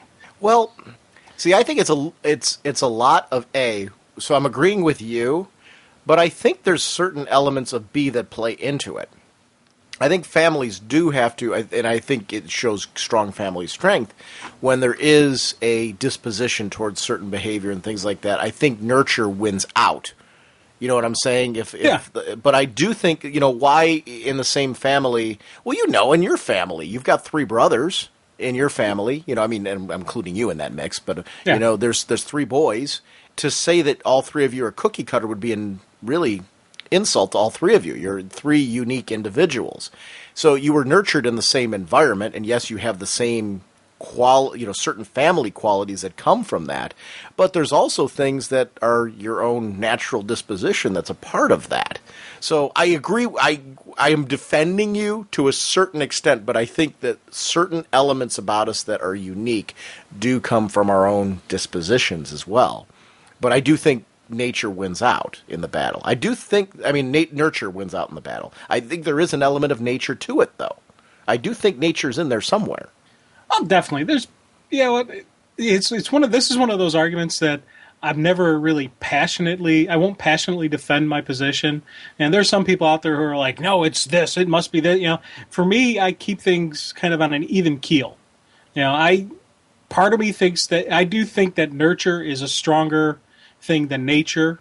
I think your environment, who you are, what you've had around you is a primary creator of your character, as opposed to your genetics. But to be honest, I wouldn't argue with anyone saying that there is nature, there is a piece of Luthor in him, and conversely, there's a piece of Superman in him. He has these characters and he has these personalities. It's the yin and the yang kind of mixing together, making one person.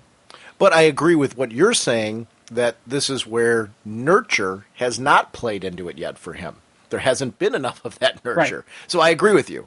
I think that, and I think that's where nurture has an opportunity to bring out key qualities, to emphasize key qualities that are in everybody. But I do think that there's a nature that makes differences between us. So I am defending your position, but at the same time, I'm adding in the little wrinkle that I do think there is a nature element. So it's kind of a fun debate, because this is the type of character that brings that out, because he's a case study in this, and that's really what they're kind of going through with him. Now imagine this guy going off of everything that you're saying, being unleashed onto this world.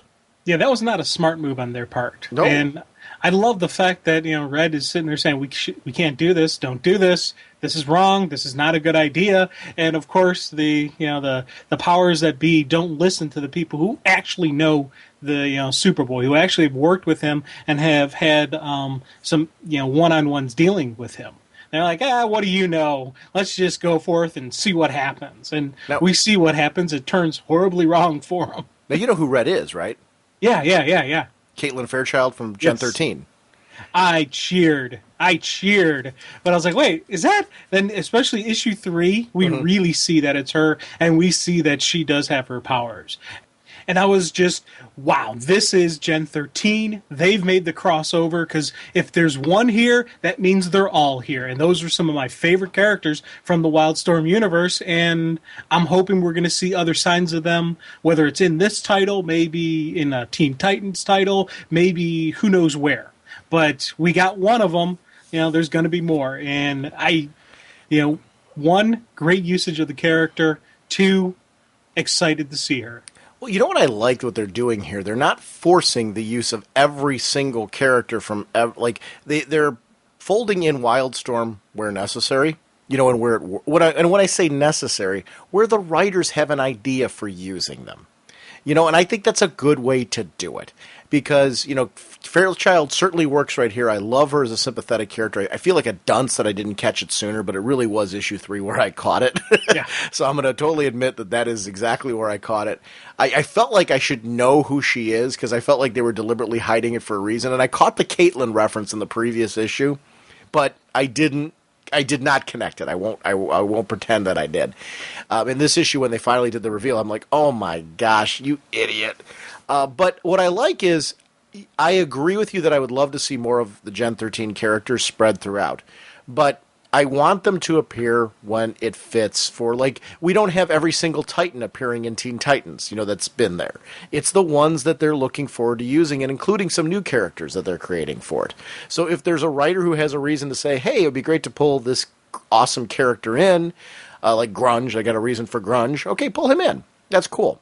They're all available and they're all accessible, any of the Wildstorm characters. Grifter's got his own book, but that doesn't mean that we need to see all the Wildcats. Voodoo has her own book.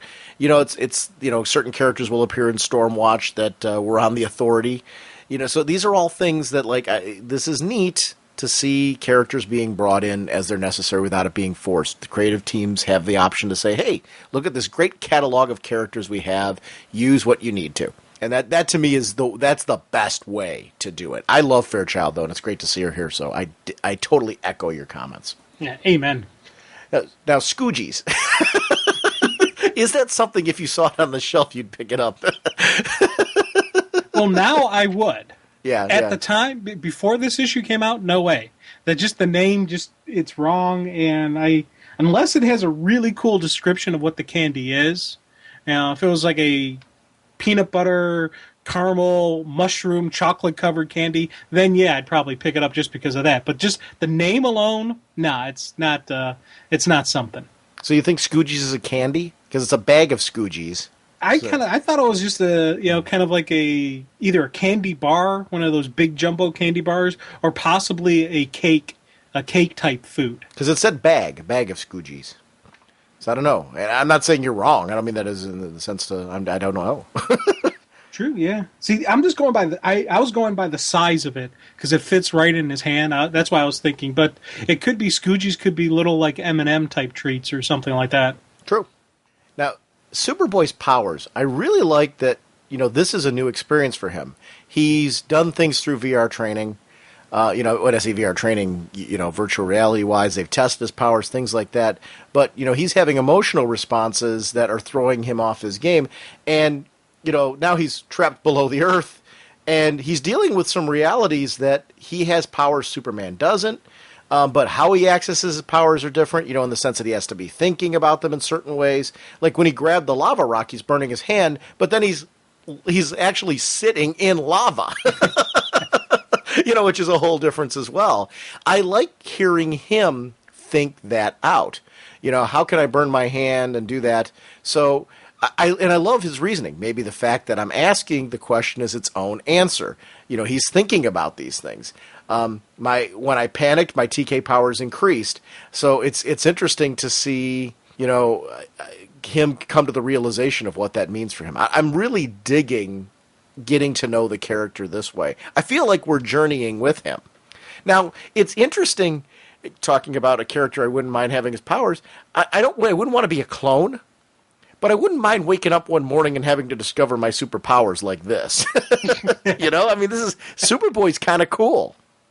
Oh, definitely. And it's funny because this was one of the titles that I was really, I don't want to say angry about, but I was like, oh man, we'd just gotten Connor back. We'd had these great, cool stories of who Connor was, and I didn't want to go back to rediscovering everything. And with him, it was just something. I had such a connection with him, and I felt like he was my buddy. And I'm going through all the process again. So, I'm glad we're getting these moments like this. I'm glad we're getting time where I can get reconnected with him again, and we're getting some pretty cool stories along with it. So it's really taken down, and trimmed down like the anger, hatred, rage, or whatnot that I may have felt when this thing first came out.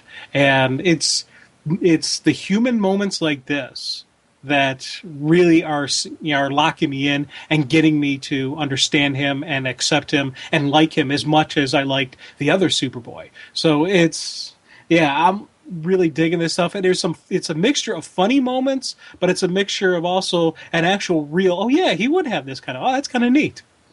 Well, you know what it feels like to me, and this is where it's working. It feels like our Connor being unleashed and born into this world. And that's one thing I like. I do feel like that is that character. He's misguided right now.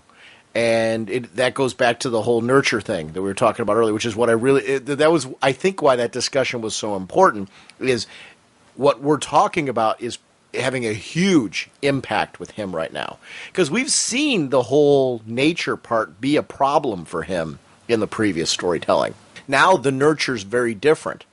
And what is that going to mean for him? I love that, like, we're learning something new. Like, he gets hit in the back of the head with the tire iron when he comes out of the ground, and those two criminals are there. The guy just immediately jacks him with it. And because he didn't know and he wasn't aware of it, he can get, he's got a vulnerability there that Kal-El doesn't have. But then once he's aware of it, it puts him in a position where he's really becoming dangerous. See, I didn't take it that those were those two same criminals from the beginning. I took it that those were just two kids. You're right. You're right. Those were just two kids out fooling around in the desert. I'm totally wrong. And they, because of the fact that they got kind of, well, they were stranded, right? Because the car's jacked up. Oh, okay, yeah. I didn't. Okay. I kind of figured they were quote unquote stranded. That's what I was going by. I was just thinking he was out in the desert. Well, there's the actual tires off. I mean, you can actually see it behind the car. So, I don't know, it's interesting. No, you're right. I don't know why I connected them with they're not. You're right. 100% correct, you're not. I think, you know what made me think that? The fact that he whacked him in the back of the head, but he looks, got a lot more hair than the other guy.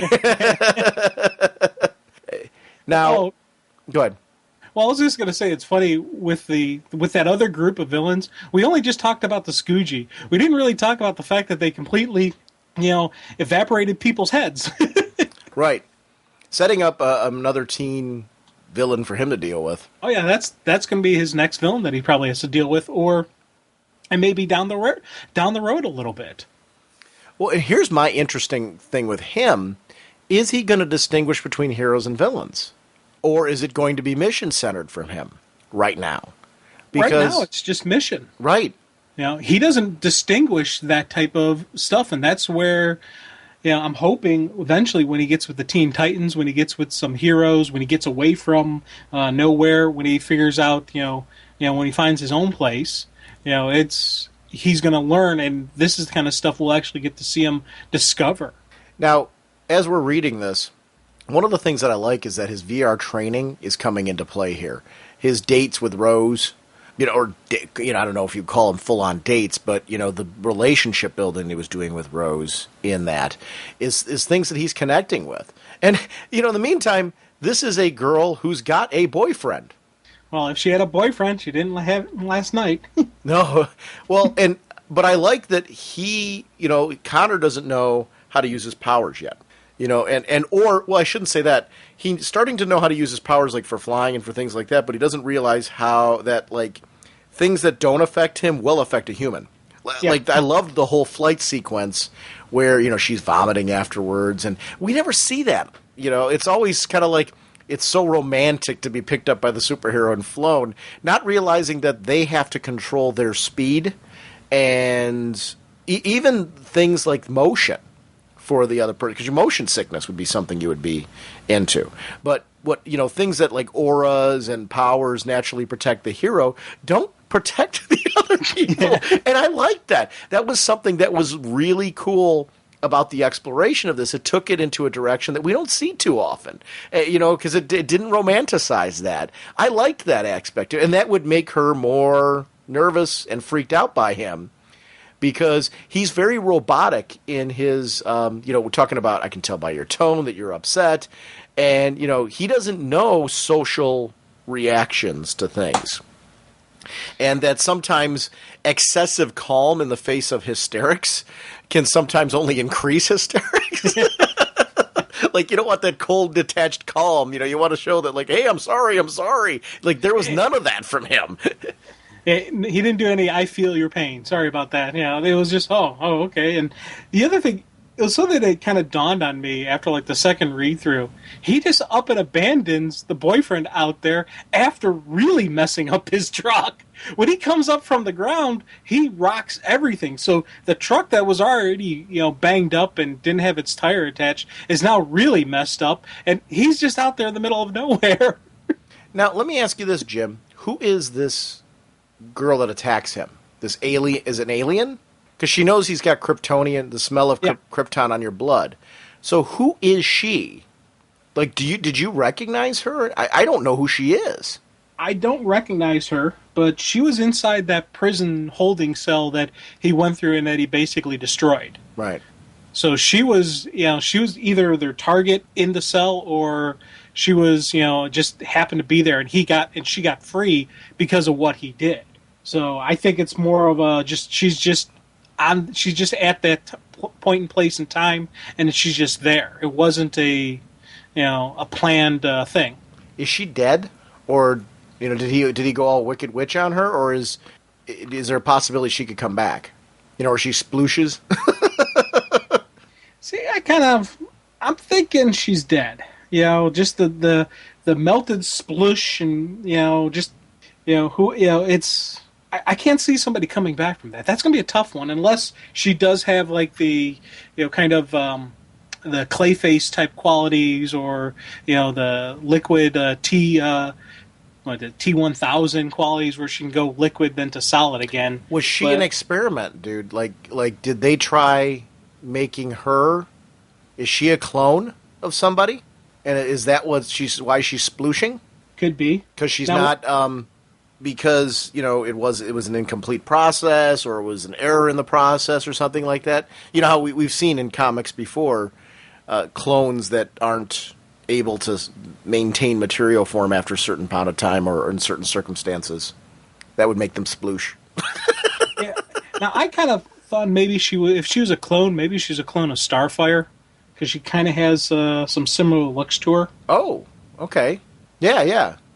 Or her sister or something. Yeah. It could be definitely this, or something like and that's the thing. With this book, with this issue, they're introducing and throwing around a bunch of different stuff, and it's setting some groundwork for the future. I'm thinking she's gone. I don't think we're going to see her again. Well, I think if she's a clone, we will see another version of her. Yeah. This version's gone. But maybe version 2.0 may come back, and that one maybe will have a little bit more stationary. Because at first I was thinking he did some the tactile telekinetics on her, and that's what broke her up. Because he can break down things, but I don't think so. Just by the look on him, he's like, did I do that? If not, who? He wasn't focusing, he wasn't concentrating on anything. So I think either it was a safety precaution, a safety guideline that they have where they can push a button and the clones get disintegrated, or she just, she reached her expiration point. Well, if she came out of the pen there, maybe what she was being held in was keeping her alive and solid. Yeah. once you get out of the lab and out of the safety of that enclosed, sterile environment, or secure environment. Who knows temperature-wise, environment-wise, what was done to keep her stable, if you follow me. Mm-hmm. So, some test subjects aren't meant for prime time, and that might be her case. I like, you talk about they're introducing a lot of concepts along the way. What's really important, though, is as they introduce new concepts, they're using them also to solidify our knowledge of him, our getting to know him. Because with having him be the villain in Teen Titans, you've really got to make us be sympathetic for him in this book. So it's really important in the character's development that we do feel like we're getting to know him and his own insecurities and his own lack of understanding of the world, and that the things that he doesn't do are just as important as the things that he does do. Like where he didn't save somebody in the VR, but then his curiosity about the world and interactions and his own self-doubt about, his background. Am I human? Am I Kryptonian? What does that mean for me?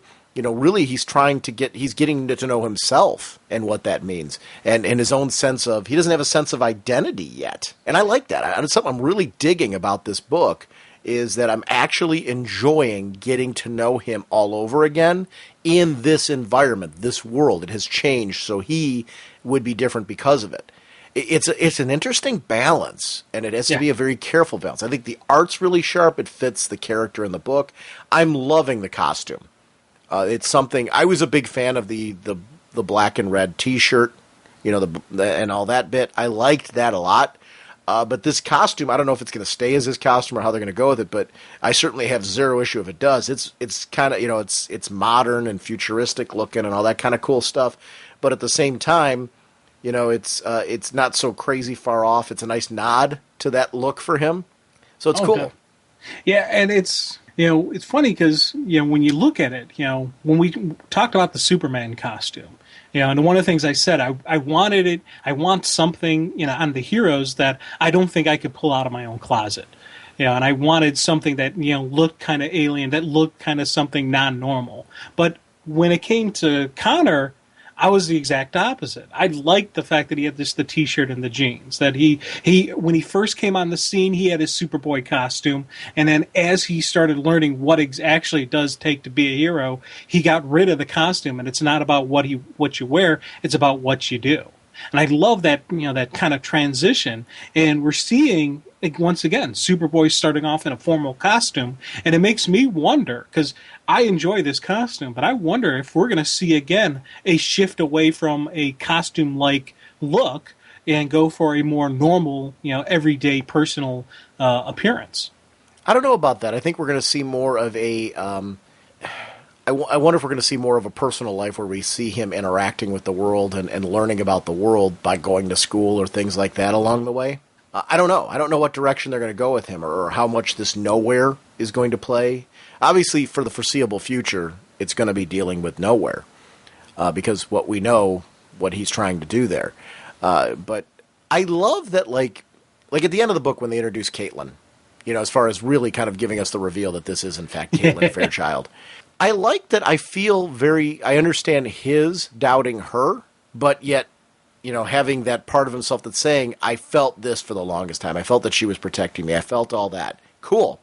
But I love that as this shifts back in this particular sequence of events and you see that moment, you feel with Nowhere that you understand why she operates the way that she does and why she's trying to operate under the radar and trying to... Because Nowhere, we've seen the reach of it in Teen Titans. It's really, I don't know how you can be, I think you need to be reading both Superboy and Teen Titans together to get the full picture of this whole thing. These are two books that, obviously they're written by the same writer, and I do think that they're books that are very symbiotic in their relationship. They're revealing different things about Nowhere, and I feel like by reading both of them, I'm getting the benefit of seeing the whole picture, and that Nowhere is this really big, powerful, covert. They know everything. They know information about that. They were able to get caught up with Red Robin. We get to see what's going on with Wonder Girl. They know all this information. They've been capturing obviously all these superpowered metas. Which, see, it's funny. The more I talk through what's going on in Titans, the more I'm convinced that girl was an experiment, because that would fit them capturing all of these beings for the purpose of how do we replicate their powers, how do we make use of them for the Nowhere organization, which is really what they're trying to do, create weapons. So, I don't know, I think that this is really kind of cool, this whole avenue of the whole thing. And I understand Fairchild's, I want to keep this kid alive. I feel for him and things like that. But in the meantime, while I'm doing that, I also want to make sure to protect myself, because I don't want them coming back after me. It's just a fun, interesting exploration. And I do think you need both books. I think you can get away with reading one or the other, but I think you're missing a big puzzle piece if you're not reading the other.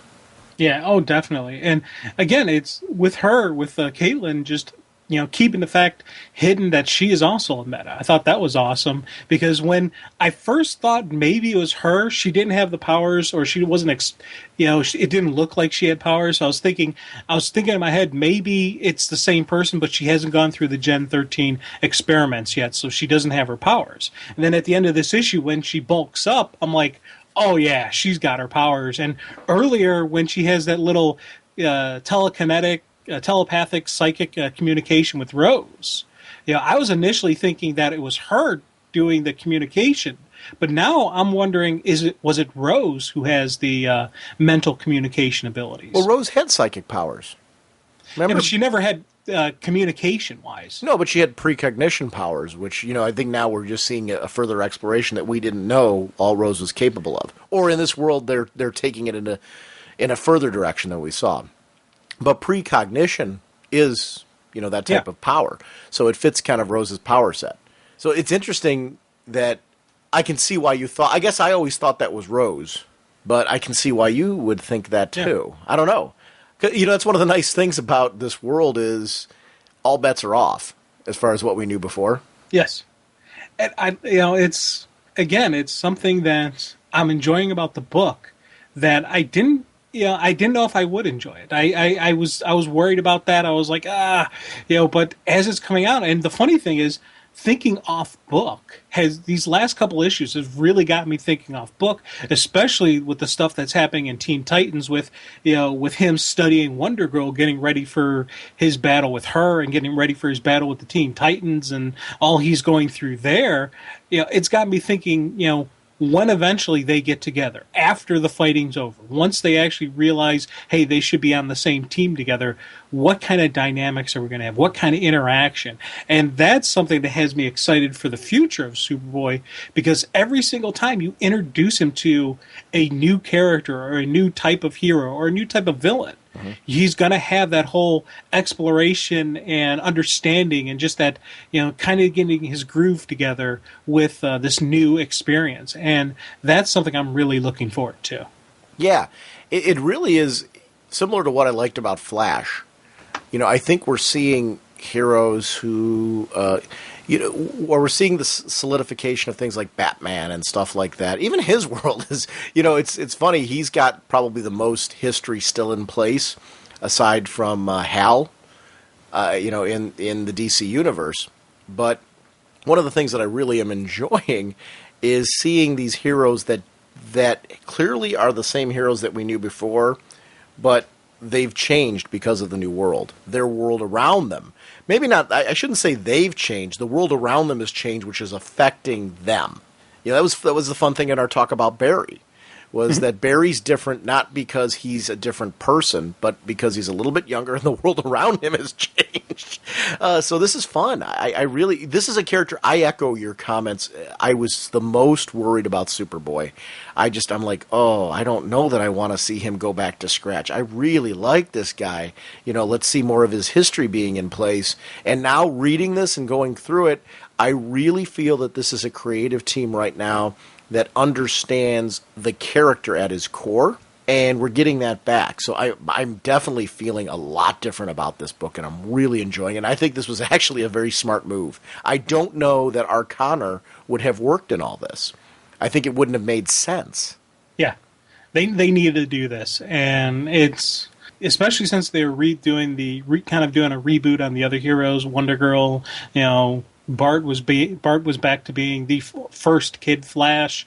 He was never an adult, and just with everyone being youthened, they really needed to start from the ground floor with him, and I'm glad they're doing it now. Now I can honestly say I'm very glad that they did this, and it's it works for me. Yeah, I am too. I'm in it so totally a different place than I was. From a very nervous fan early on, I can't wait to see where things are going.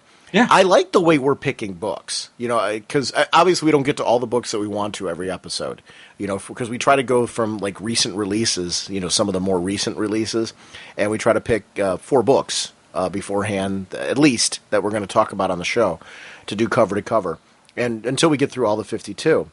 And we've been just gradually, kind of you and I have been exchanging emails back and forth saying, hey, what do you think about talking about this book? What do you think about talking about that? Deathstroke was one I knew you really wanted to get to, especially on this episode. So I made sure we got to that. But I like the way that we're doing this because I think we're picking issues of the title that are particularly sparking us or letting us get to know the character. And I think it's fun along the way just to randomly, kind of start talking about the development of these characters as they go along. This is an interesting thing. They sold me. They made me a believer on this. A very nervous guy before is now a believer. So good stuff. He did just thank me, right? Indeed, he did, sir. Weird.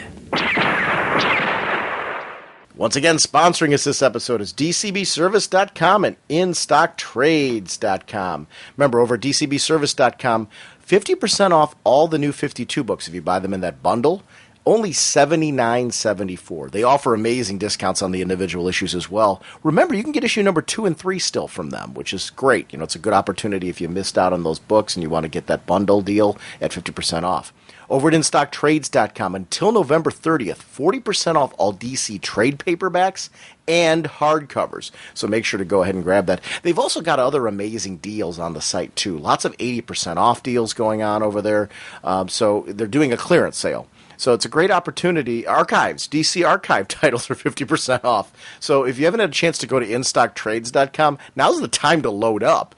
So amazing deals from our friends over at DCBService.com and InStockTrades.com. And we want to thank them for supporting the show. Jim, our next episode is going to come out for our listeners sometime early next week. We're going to do an all voicemail show. Get all caught up on our voicemails. And then what that'll do is that'll put Jim and I in a position where we can also record our next episode after that next week with comic content and any voicemails that come in after that and get back on track with the Sunday release, which I want to go back to Sunday releases if possible because that just seems to be a nice system for Jim and myself. So now that we've got our technical issues sorted out finally after months, yes. We're back to normal and this will be nice and pleasant. So we will see everyone next week with that. Bye! Flying through space and time, 1,000 different lifetimes. Faded for love and loss and incredibly clear sightlines. Swinging your mace around, such a practical outlook. Helping the JSA and occasionally supporting your own book. Hawkman, Hawkman. Eagle eyes can't see. Hawkman, your plan. What you do to me, Hawkman.